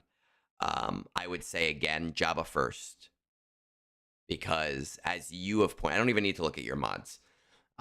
You have pointed out your mod score is not great. You're slightly closer to Java anyway. You might as well go for him first. I think Java JML is just a solid thing because of the mods, but then also Conquest. And even if you don't prioritize the new characters in Conquest and you don't need them or you feel like they're not useful to you, you can use those data catches. You can use the little burritos that you get for G12 gear, for relic material, if you want to do that. But I think that that's the best path forward for you. Any other questions? Anything extra?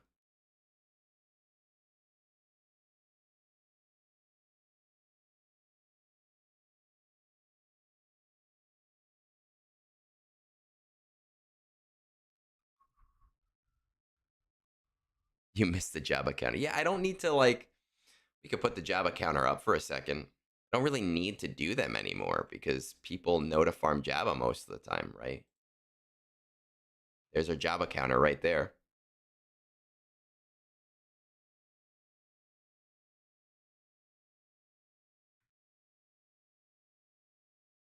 See?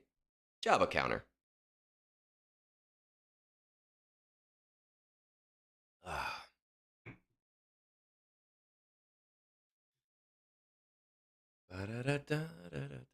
I'm just gonna, while I'm waiting to see if there's any other questions here, I'm going to pop this back to Discord for a second so I can look at this. Um, what I would say if I want a fat filler advanced in my guild, I've actually talked to Fat Phil about this. We go back and forth on trying to recruit each other. So every other week he's trying to recruit me and I'm trying to recruit him. As much as I give Fat Phil a ton of shit, he does know his shit a little bit, like a tiny bit, way more than Vanced at least. So I have been trying to get him into my guild. His guild is just ever so slightly above mine, just the tiniest amount. So he refuses. And now Old Man Logan is in his guild too. So I just don't think that there's any way that I'm going to be able to get both of them in the guild. Mr. Smooth Butter, I have not heard back from you. So I'm going to assume that you either hate me or that I have correctly attributed everything that you need for your account right now. So we will, I guess, move on. Let's go to Fabi. What is today? Let's say 151.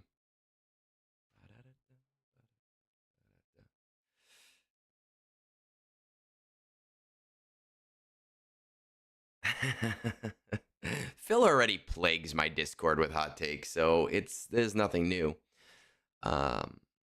Leonardo, if you're here, I don't know if Leonardo's here or not, but I saw you just bought me a beer on my favorite website, so thank you. I appreciate that. I bought some really cool beers yesterday. I posted them on Discord. They were like Star Wars themed. All right, let's see. Fabi.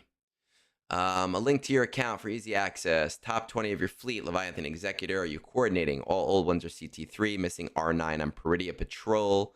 What are you currently working on? Not sure. Hondo Maz has requirements become farmable. Not sure on value of Profundity Sea. Frogs or Saw Luthen. New Bad Batch are finally getting Afra finished.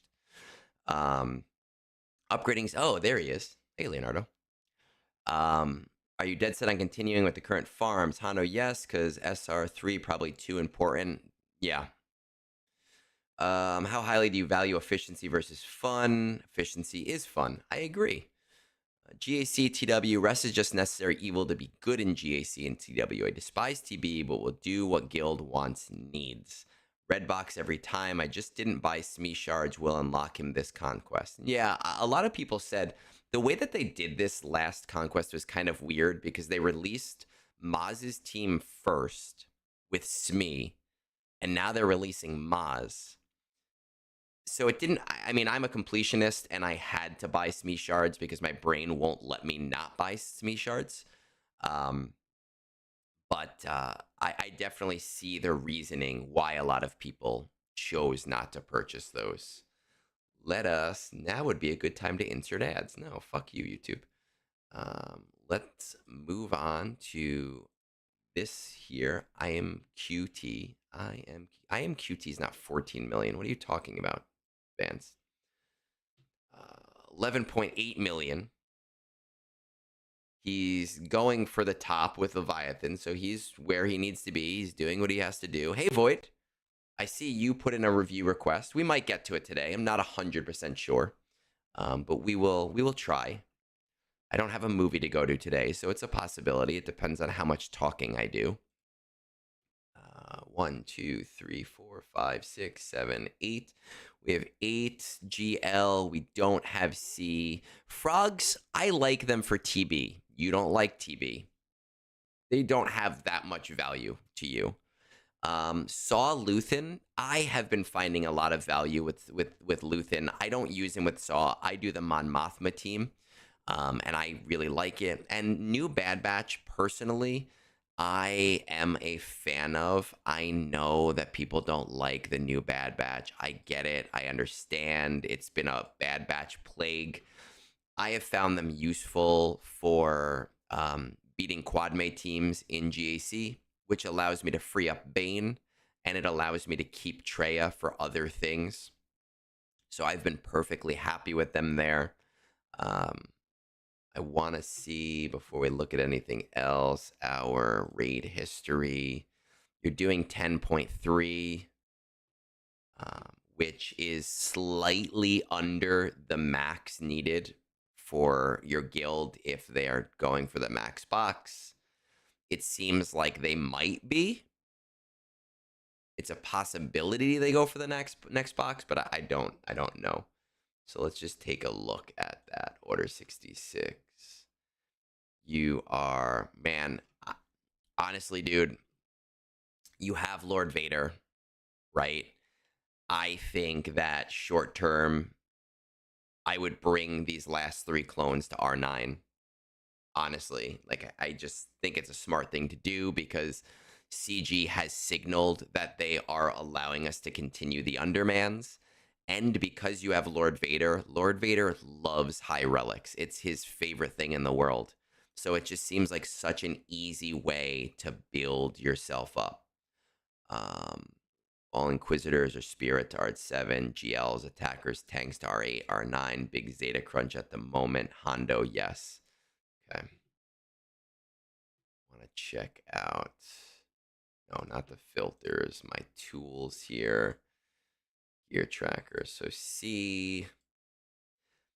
You're so close to C that you honestly might as well unlock him.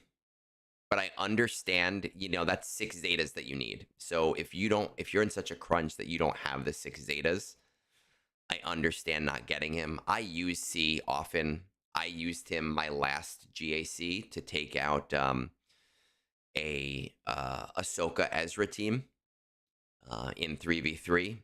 It was C, Armorer, and Watt, and I find a really nice use case there.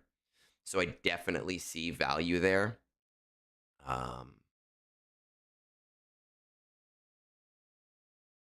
You don't even have Profundity unlocked. Man, I'm gonna tell you, dude, like, and like how close you are to it, it's kind of ridiculous. Get Profundity unlocked tomorrow. Then just let it sit. You don't need it right now, but let it sit and give you free shards every month. I have this feeling that CG just does not know what to do with ships.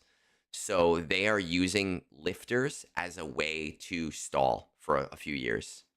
And I have a very strong feeling that a profundity lifter is going to come, and then you're going to be fucked because you're going to have to do 27,000 crystals worth of refreshes on profundity right away.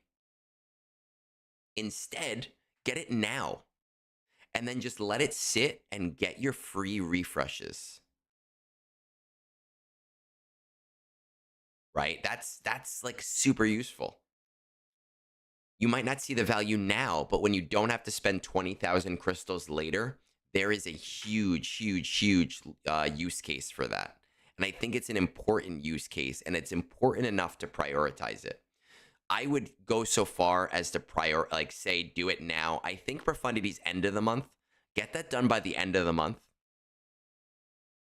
Or is it the 20th? No, I think it's the end of the month. I think Leviathan is the 20th. Get it done so that you can start seeing the value of getting those for free. And if you're a GAC player, like, holy shit. Like, if you value GAC, and where are you? You're in Kyber 2. Fleets make Kyber. Like, it's an adage because it's true. You really, really, really should jump on that. I'm not going to force you to do Peridia Patrol to R9, though I am going to say to you that I really do think it's dumb not to do it. Too many people think way too short-sighted about it. I R9 my Peridia Patrol. I refresh it once a month to get the ROI a little bit quicker, and because it's the cheapest way to get droid brains when you think about the expected value. So I really think that people who think about the next 3 to 6 months, they ignore it. But people who realize and say, hey, you know what? I am going to play this for the next 4 or 5 years, or 2 to 3 years. Like, this is definitely a thing. They should be doing that. For players at our level right now, CG has really, really signaled how vastly important Relic 9 is. And being able to get those materials fast is super important. Is it Xander? Did Xander bring up the point, or was it Ani? I don't remember because my multi-stream is working very poorly. It was... Somebody said that they use C... Xander, okay. I use C without Zeta's purely to use as a turn-off Omni tool. Yeah, I mean... You're so close to C that it's... To me, it's kind of like, even if you're not going to use him right now, you have to relic up one character, and then you can let him sit, and unless you absolutely need him. I could see him still being useful against a Qui-Gon Jinn team. I don't really think it's a priority. I don't think Afra is a priority. Profundity is definitely a priority. Frogs is not a priority. Let's see what our Luthen looks like. Luthen is an amazing... He does so amazing in GAC. Again, I use him under Mon Mothma. He is a pain in the ass under Saw. But really, I feel like under Saw, there is some Datacron reliance for it to be a really hard team to fight. I do think it is smart for you at this level to prioritize Hondo, because yes, Smugglers Run 3, we could be wrong. Smugglers Run 3 might be a really shitty event. But if it's anything like the other Smugglers Runs, it's going to be solid. It doesn't look like you're wailing on them. It doesn't look like you're wailing on them. It does look like you're probably like slow farming them, or like as they become farmable, you'll increase them. But that means that you have multiple months before you get Hondo. And just like me, I'm doing the same thing, right? So that means that in this interim time, you have time to finish Profundity. You have time to get those other 3 clones to R9. You have time to build out Luthen and his team. And I don't even think it'll slow down your Hondo farm. I don't think you have to get new Bad Batch, though I find them useful. You don't have to get Afra. I find her useful, but she's like she's such a luxury. She's like the last thing that a roster needs. I do see the use case in getting C right now, and even if you're not using C right now, just to be able to slowly go through the ticket farm and not have to prioritize it for when you need him. That's, I don't. I'm not someone that says get all your GLs to Relic 9. I don't think it's useful. You don't need Job at R9. I have him at R9 for TB. You hate TB. R9 Jabba does literally nothing for him unless you're doing Vandor and you need an R9 Jabba for that. I think a lot of the times people just see numbers go up and they think it's going to help their team, but unless you're doing it for a specific purpose, it's not as useful as we feel it is. And I think that having the newer teams and having the characters is a little bit more important than that. I would much rather you bring Peridia Patrol to Relic 9 than just bring random tanks to R9 just for the sake of bringing tanks to R9. I have never been in a situation in GAC where I lost and I felt like it was because a tank had an extra relic level on them. I might lose the battle, but it's never like close to the point where it was like, man, if this guy was at Relic 8 right now, I would have won. And I think that that's a really major fallacy that a lot of players fall into.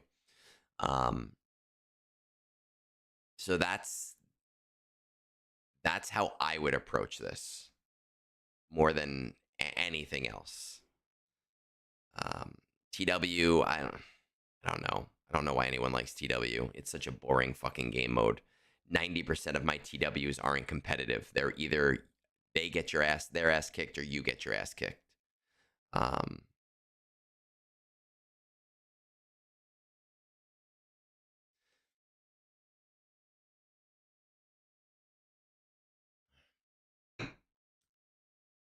Yeah, but in those they're niche situations, I think, Cassidy.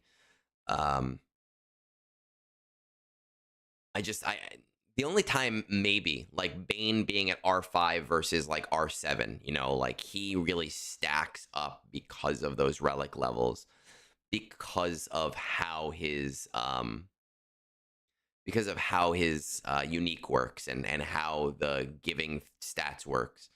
But that's what I would do here, like I don't know. I feel like it's just a smarter play to think about it the way that I'm thinking about it, especially if you want to be efficient. Okay. I am going to take a very quick pause right here and grab some more water so we get to listen to the Be Right Back music again. And I will be right back before we move on.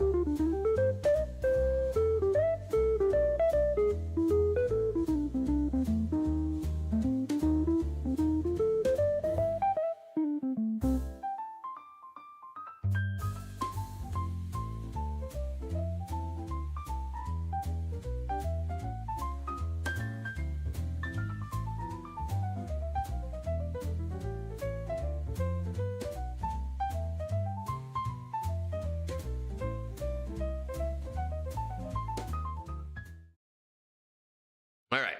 Let's see. Discord up. I already saw the GP of this character, so I don't get to play my fun game. But let's go over to Discord and see for Caleb. Mr. Caleb Wheeler, the slut of content creators everywhere, pours himself around to everybody. Anytime I go into anyone else's chat, I see him there. And we love him for it. 20700. In fact, I bet he's even on Womprat's stream right now. Probably left me. I don't even know if Womprat is streaming because Womprat usually stops in and says hi first. All right. Yeah. Are you coordinating? Yes, although I'm only like top 30 to 40, so you're at least getting your 50. Duel of Fates 7-star tier, nothing. CT3. Most of those are CT1 at least, so fine. Raid stuff. Main focus is getting Mace up and running when he returns. The guild goal is 5 million by 11-1, but since I'm one of the lower accounts and some of the top guys will perform higher than needed, my goal was set at pass me around, baby. My goal was set at 3.6. Oh, that's nice that your guild like does semi whatever with different people. Our guild is planning on starting a Jedi Knight Cal Kestis farm around January. We already have a decent amount, and I'd love to have a Jedi Knight Cal Kestis for JML and Ufu since I get Malicos very soon. Malicos is fucking solid. I hate the games. You guys know that. I hate the Fallen Order games, but Malicos he's just solid. After those two, I'm a little stuck. Probably just gonna work on Leviathan and Malgus, but I'm a little hesitant. Caleb is everywhere. Just literally everywhere. I'd also like to get my Poncho Bros and PP Patrol up to R9 to get that assault battle really humming. LV or Hondo is also an option after all of this stuff, but not super sure about that since LV is great with clones, but super expensive. And Hondo is great for Smugglers 3, but also super expensive. Are you dead set on continuing with the current farms? I'm 100% dead set on the raid stuff, but other than that, not exactly. I could move Jedi Knight Cal Kestis a little back if needed, but I'd prefer to finish him before we even start the push. Everything else is up in the air. Let's see. Let's check it out, Caleb. Mr. Coin 911 kind of reminds me of 911. Kind of reminds me of Pipple. Mr. 305, Mr. Worldwide. Yeah, we definitely. What is this going on here? Top is full of Leviathans.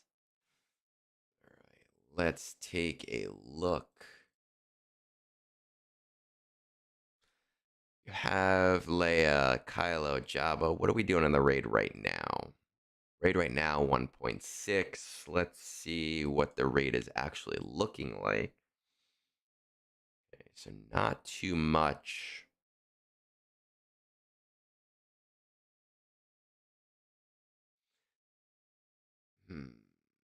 Clones 1. Scorch is 5-star. And Tarkin. What is your plan? Your plan is Mace up and running when he returns. Okay, so I want you to think about this clearly. Caleb, what is the purpose of getting Jedi Master Mace Windu? Is it because you want Jedi Master Mace Windu? Or is it because your guild wants a better score? That is a very important question before I can give you a roster review. Is it, holy shit, I need Jedi Master Mace Windu because he's awesome? Or is it, that's my opportunity to get a higher score?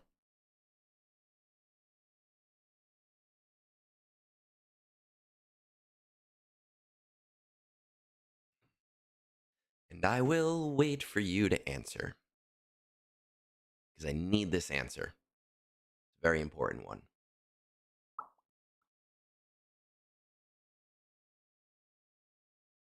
And I will always love you. And maybe Caleb too. Caleb. Caleb, I need this answer. Are you slutting around somewhere else? There he is. Okay. Caleb, think about this clearly. In order to get Jedi Master Mace Windu, you need to get clones and you need to get Depa and Temple Guard and you need to get Jedi Master Mace Windu, right? And what are they? Are they R7 they need to be or R5? I don't remember. I think they need to be R5, right? Let's check in game real quick. In game, Jedi Master Mace Windu. He needs them. Okay, R5.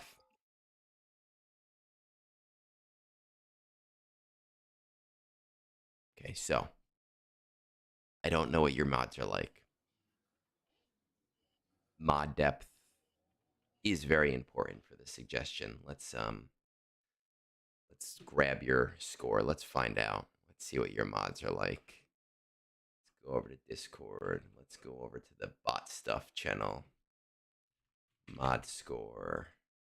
Ally code. Let's pop yours in. Let's see what that looks like.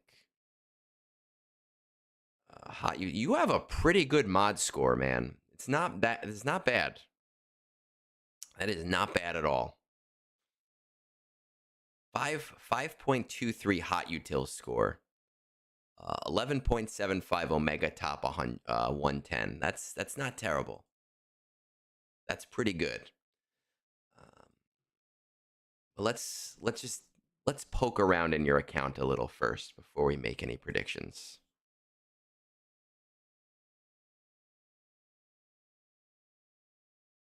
So you have these.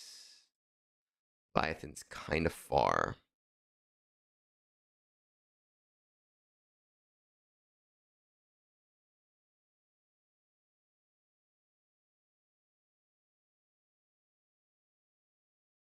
The Bad Batch run it's not bad. It's just not fun.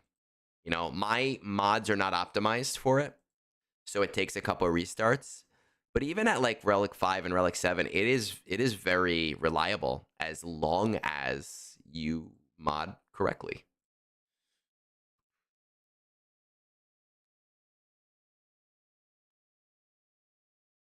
Cal Kestis. Where are we on Cal? Okay. You could just start slow farming these guys, right? You don't have to. Oh, my brother actually texted me back. Wow, that's a surprise. He just said thank you. Classic my brother.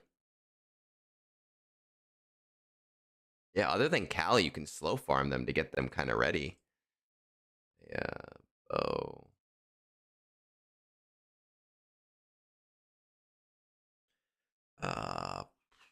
Let's see about your. Did you do the Lover Boys? Please tell me you did the Lover Boys.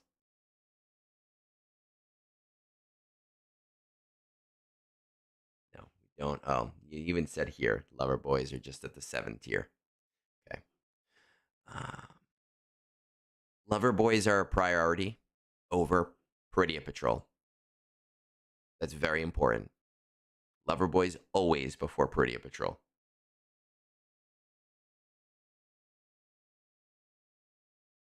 And honestly, I would really try to get them at least.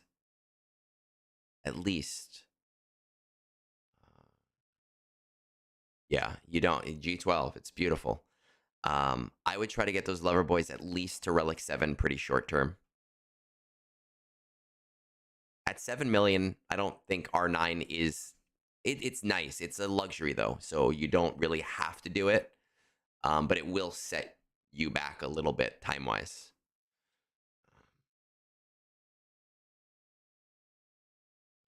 Let's see. Malicos, yeah, Jedi Knight Cal. Leviathan Malgus. I'm always about working on ships. No Fury class yet, so it's going to be a little while. All right, so here's what I want you to think about for the raid.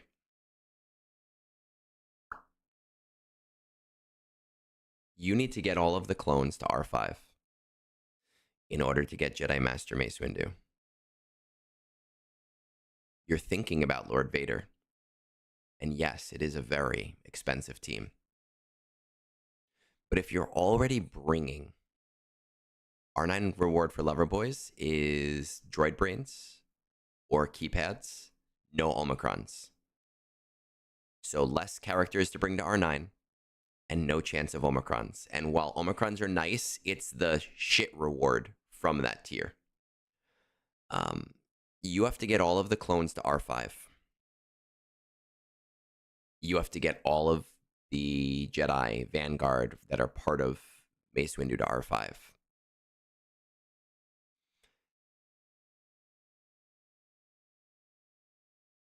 I would very strongly recommend bringing Scorch and Tarkin to R9, especially if you want to do a stronger goal. Tarkin and Scorch to R9 is one of the easiest runs on that raid, like ever. And that's 3.6 million right there.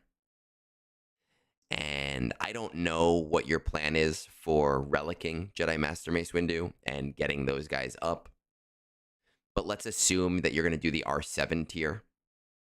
That's 3.6, 4.6, 5 to 5.4, right? 5.4 points right there. You have Jocasta, not Jocasta. You have a Keller and Beck team with Jocasta. So that's another 1.2 right there. So that's 6.8. No Enfy's Nest.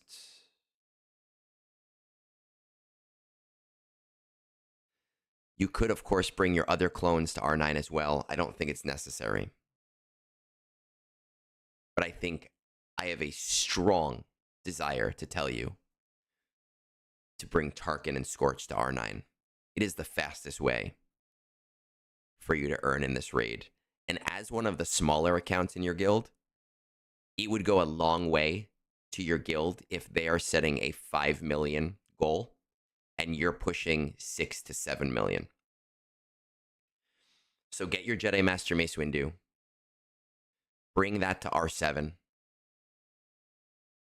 Tarkin Scorch to R9 are your priority. That'll get you your 3.6 very easily. At that point, Jedi Knight Cal Kestis is easy because that's all gearing. Right? It's not, there's no signal data there. You can easily get that before a January push.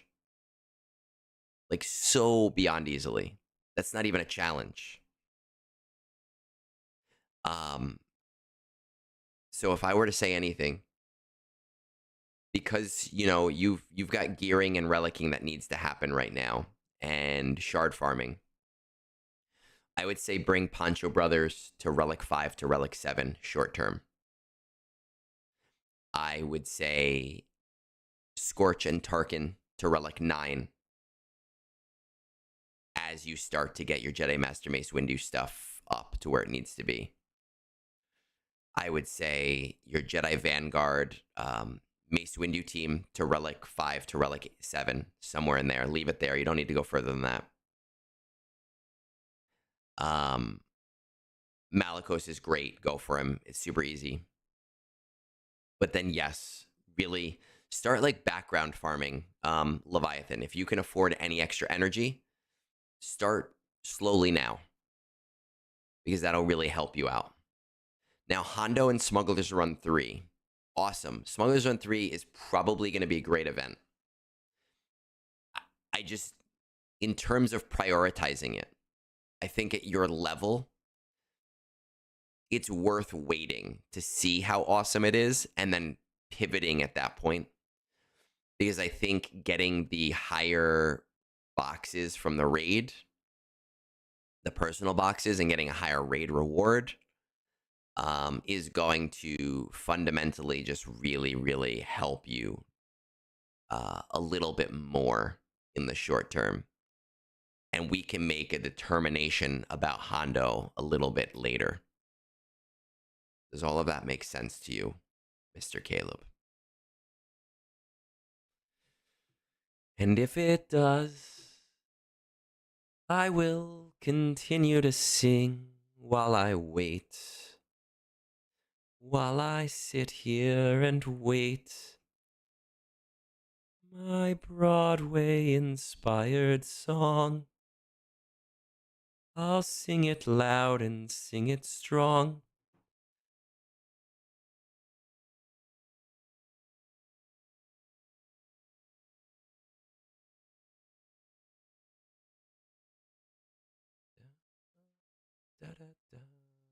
Okay. Do you have any other questions for me?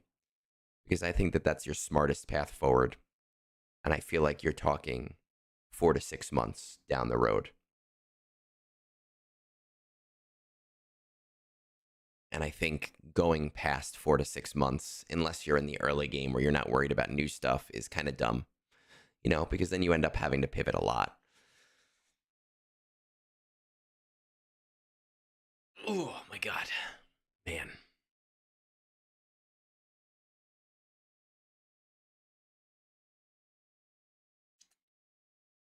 Oh boy. While I'm waiting for Caleb to respond and say, no other questions, great. In case we've had any new people join us, I see a few people have messaged me on Discord. I have not looked at them yet, but we are looking for one, possibly, maybe two in Awakened Mandalorians for before the next TB. So by tomorrow. And we're looking around like 12.5 to 13 million with roughly a 7.5 or above raid score so that we can work towards the max box. So if that's something that interests you and you feel like you're either at those requirements or close, shoot me a message because I'm going to look at them right after the stream. All right. Awesome, Caleb. Thank you. I will move on. We will move on from the slut of the content creator world to my Diablo inspired friend here. Or I think Diablo inspired friend here, I should say. Nephilim. He might just be a Latin nerd. I don't know.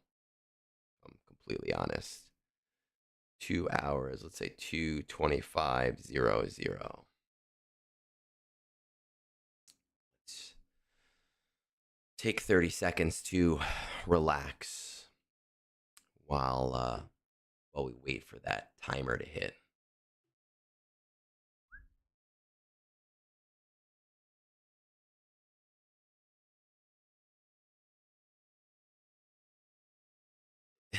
Hey, listen, at least you know, man.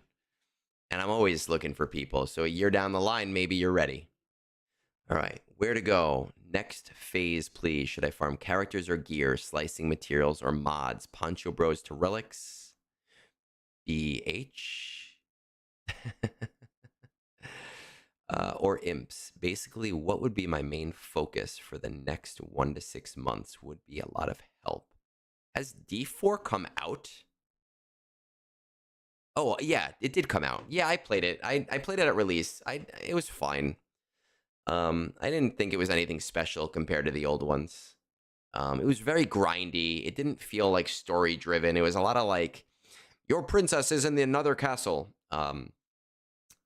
And I did try to jump back into it after like 2 seasons, and I didn't give a shit. I grew up with Blizzard. I loved Blizzard growing up. I grew up on Warcraft, Warcraft 2, StarCraft, Diablo, the original fucking Diablo. It's just a disappointment where they've gone. I started actually, me and the Berm, who is another creator, we have started playing Heroes of the Storm again lately. If anyone has ever played Heroes of the Storm, we've just looked to play with other people for fun. We enjoy that.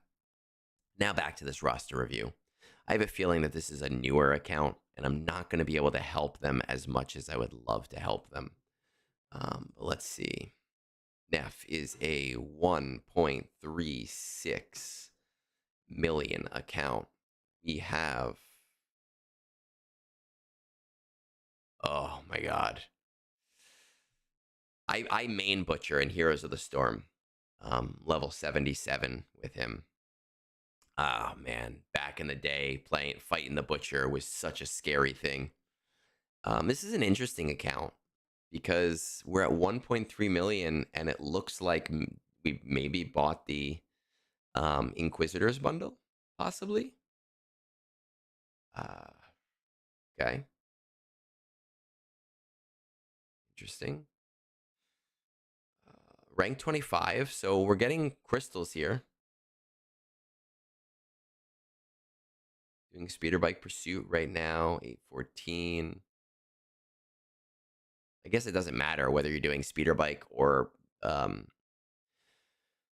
Naboo. I'm assuming the same thing. Tools, gear tracker. The only ones I really care about are Executor. Let's see, Jedi Master Luke.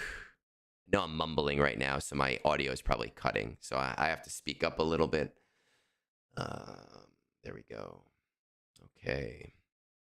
I don't know much about this account.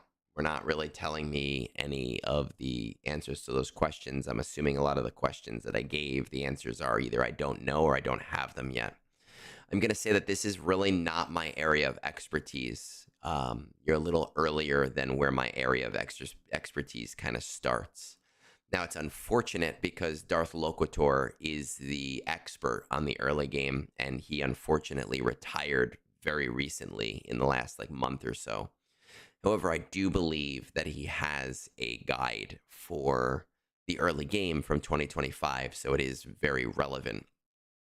And I would really urge you to look for that guide either on his Discord or asking somebody. I don't have it available to me. That is probably your best step forward. What I will tell you is that you are hitting 25 in fleets, which tells me that your fleet Discord or your fleet shard is still relatively new. And that's kind of nice because you can exploit that. I would make a strong case for working towards Executor and making Executor your heavy primary focus. Because if you can get to the top 5 in Fleet Arena and consistently get to the top 5 in Fleet Arena, that is 300 to 400 crystals every single day. And that 300 to 400 crystals does not seem like a lot. But 400 crystals times 7 days, right? Or let's do it easier. Times 10 days is 4,000. Times a month is 12,000 crystals a month. That would be a very smart plan for you. So I would go after the bounty hunters that you need for the Executor. At that point, Jabba and JML are really smart first JLs, but I think the really smart thing to do is make sure that you have a good focus on some of your assault battles and getting those assault battles to CT1. So you can either go that route and kind of focus on being able to get more Zetas through that route, or you can go for your first GL, who honestly, look, Jabba or JML, I just don't think it matters. Imperial Troopers as a small team is a solid early team. Veers, Stark, Piet you'll have because of Executor. And then if you want to go the cheap route, you could do something like Snow Trooper and Range Trooper. That'll be the cheap route, and you will be able to do Forest Moon at CT2 to CT3.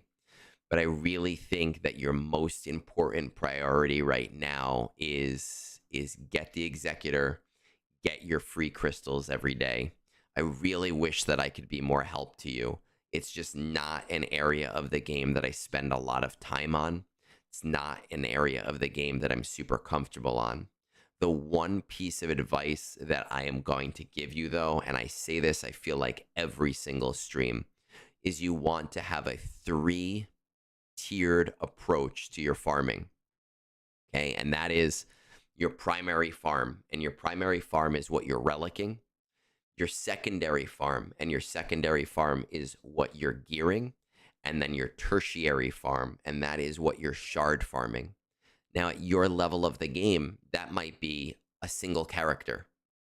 It might be your primary is a single character, your secondary is a single character, your tertiary is a single character. At my level of the game, it's full teams. I'm focusing on relicking a whole team, while I'm focusing on gearing a whole team, while I'm focusing on shard farming a whole team. Well, actually, I have one team to farm, so like it doesn't work for me anymore. But I would consider working on that downline and not hyper focusing, because I think that that's a big mistake a lot of new players play into, is they hyper focus on one farm and they go, okay, I'm shard farming it while farming the gear for it, while farming the relics for it. But that limits your ability to move on to your next farm. That's really the best advice that I can give you personally. And once again, you know, even though he retired from the game not long ago, I would seek out Darth Loquitur and his early game guide. It is a solid guide, and he is the go-to person for the early game. A typical eggy drawing. Oh, we could do that. Let's do it. Right? Let's do an eggy drawing. Where let's open up a new source. So we're here. Let's say it is a application source. Where the fuck is that? Window capture. New window capture. MS Paint. Why is MS Paint black? We don't want it black. What the hell is going on with this? Okay, maybe that application capture is not going to work the way that I want it to. Let's do a browser source when display capture. All right, let's do that.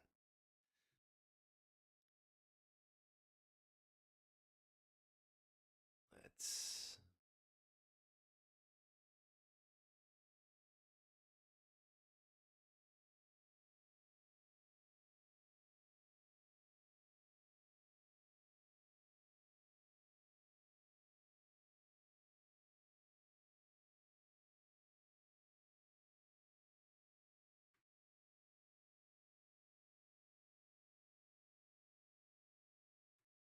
And let's put it under the background. There we go. Okay, so here we have our, let's get what? Comic Sans? Is Comic Sans in here?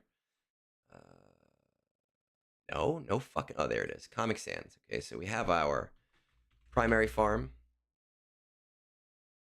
Oh, right. MS Paint, you can't fucking move things around. This is awful. Primary farm.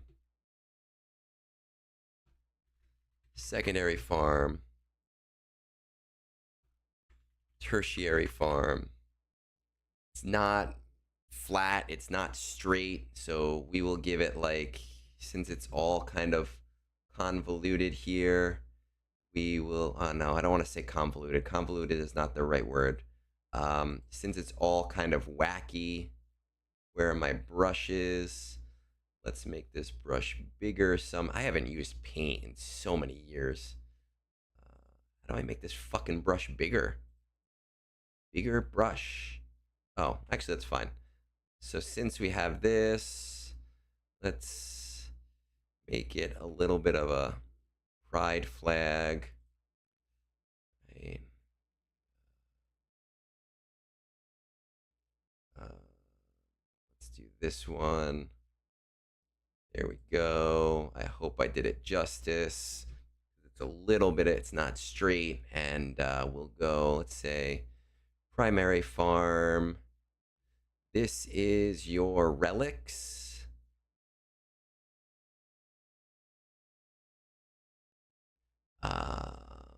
This is your secondary farm. This is what you're gearing. Your tertiary farm is what you're shard farming,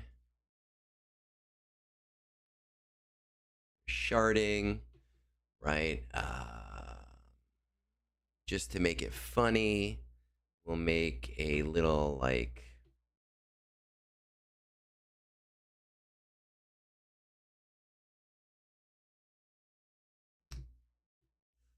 little eggplant here. There we go. Right, so as we see, primary farm is what you're relicking.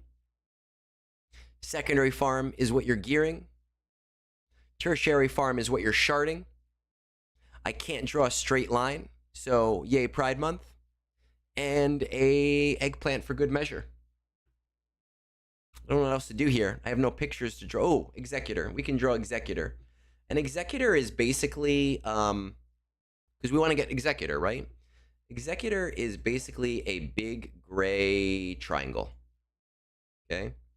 So make sure to farm your big gray triangle here.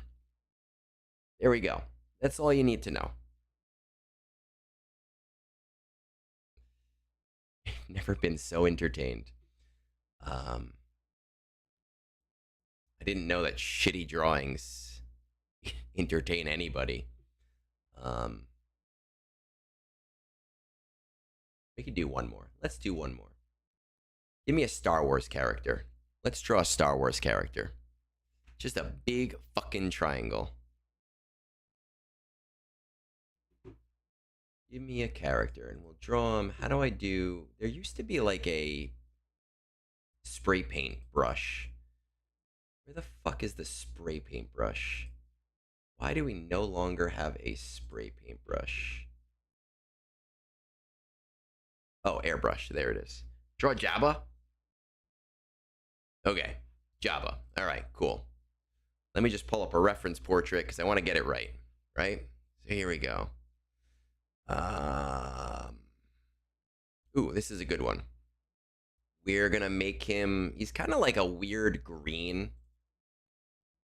I don't like this green. He's like a muddy green. You know what? Let's do the inside first. So he's kind of yellowish on the inside. We're gonna go with this version of him. Okay, that's perfect, actually. We want to make this bigger, though. 30, okay, perfect. So we're gonna kind of do this. I like the airbrush because it gives us the vibe that I want here. So we're gonna draw Jabba. I wish I could like weight the airbrush a little bit more.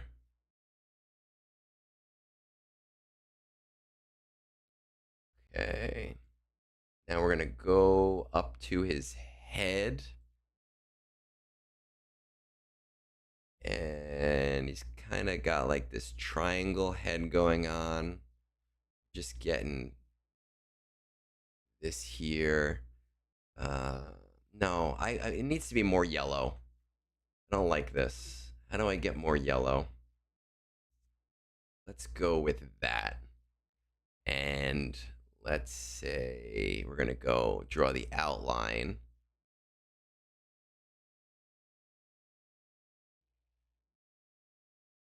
And his triangle head. Kind of looks like a yellow penguin right now. Wish I could weight this a little bit more. All right, you know what? Fuck it. We're not doing the airbrush. I used to like doing airbrushes, but it's not working out the way I wanted to. So, triangle head. Perfect. Body. Perfect. Let's get this. No. Oh, I didn't even make a full fucking thing. Okay. Perfect. We got to get some green in there. Right? So we want to go for the green now. It's like a muddy green.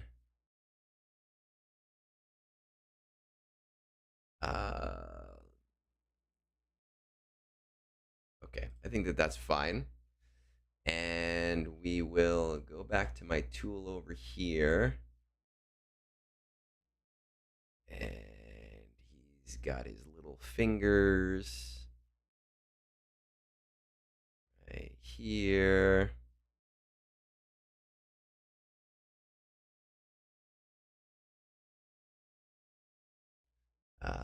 He's got a little bit of an outline of green over here. Gotta draw the tail.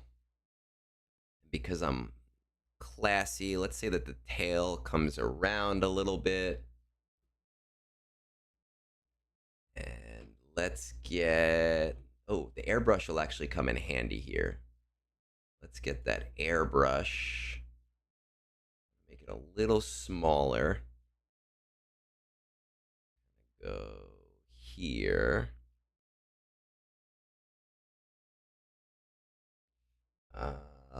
Let's go back to regular brush. And let's go for his mouth first. He's got a nice open mouth. And got a nice, let's say it's black in there. And he's definitely got a big fucking tongue. Oh, it looks like he has like Kendall Jenner like fucking eyes or mouth. And he's eating something in this picture.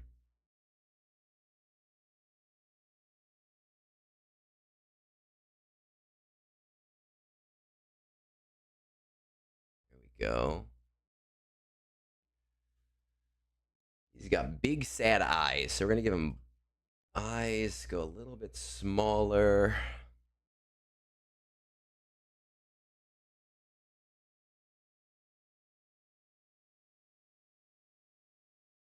Big sad eyes.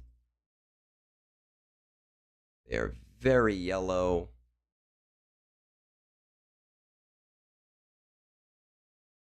So we're going to give him nice yellow eyes.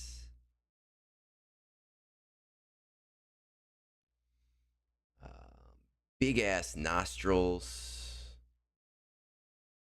So let's say here like this. We want to make sure to get some of his like fat rolls in there. I think we got like a crease down here too, it looks like. Here. There we go.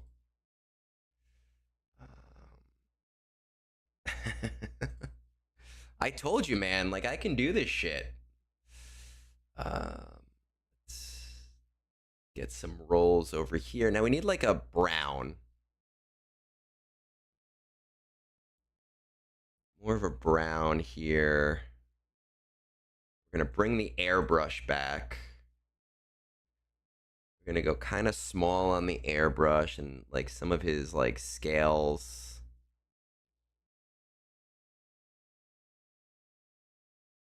Looks like he's got some like stretch mark scales on this side.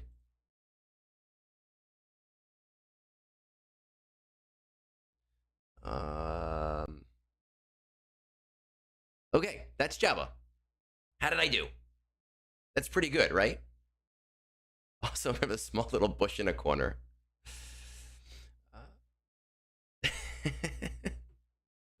Is this Jabba being auto-fixated? Okay, hold on. We can make this work.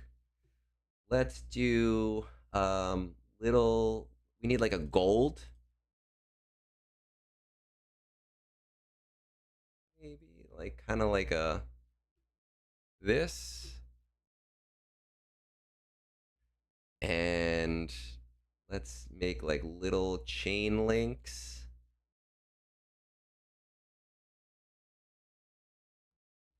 And we'll bring the chains down here.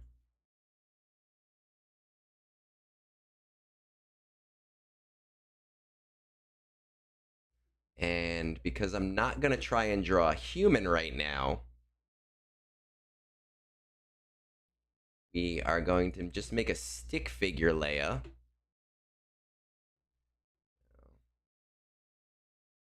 I did not intend to make a Leia.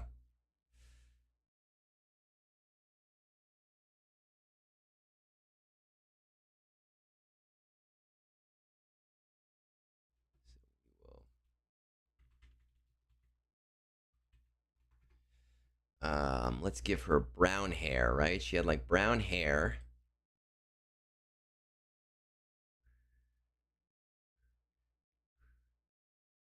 She had that nice braid.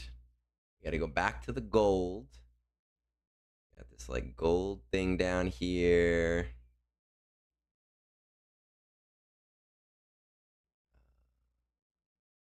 Say, no, that's the wrong thing. So some gold down here. Some gold up there.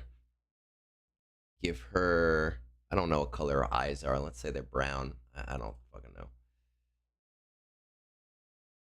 And what do we think? How did I do? Perfect, right? I think that this is pretty good. I think that this is a solid fucking Jabba. I think it's great. I think no notes, and anybody who is against this Jabba can piss off. Maybe we'll make this a brunch thing. We'll have a segment where I just draw Star Wars figures on the weeks where I have nothing to do. 12:10. I agree. All right. Get your last licks because I'm closing it down and I'm not saving it. This is like a Zen garden. Leia looks like the Joker. All right, fine. I'll save it. Let's see.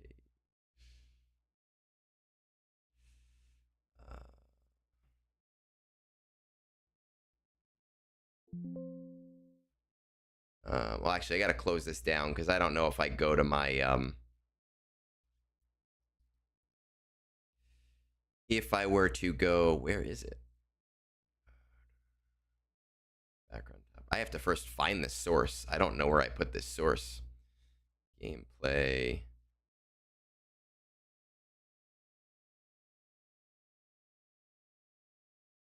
Oh, it's that source.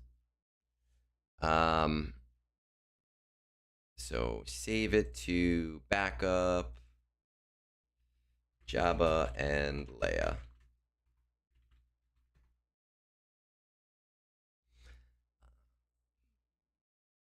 Moonborn can't do meathead like you. Man, Meathead's art is honestly the best. It really is. I am a big fan of it. I enjoy it quite a bit.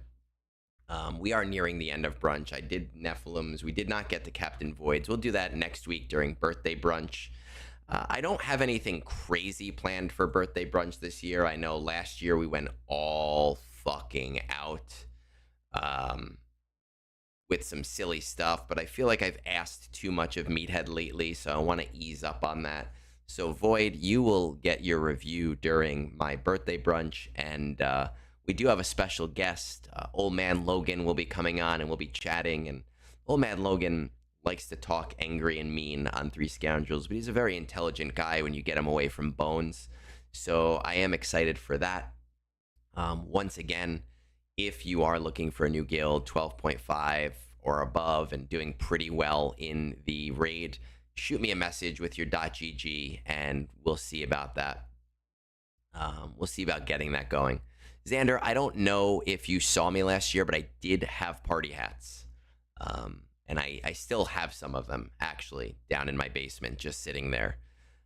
But with that said, I have a family barbecue to get to today. There is nobody right now who is streaming on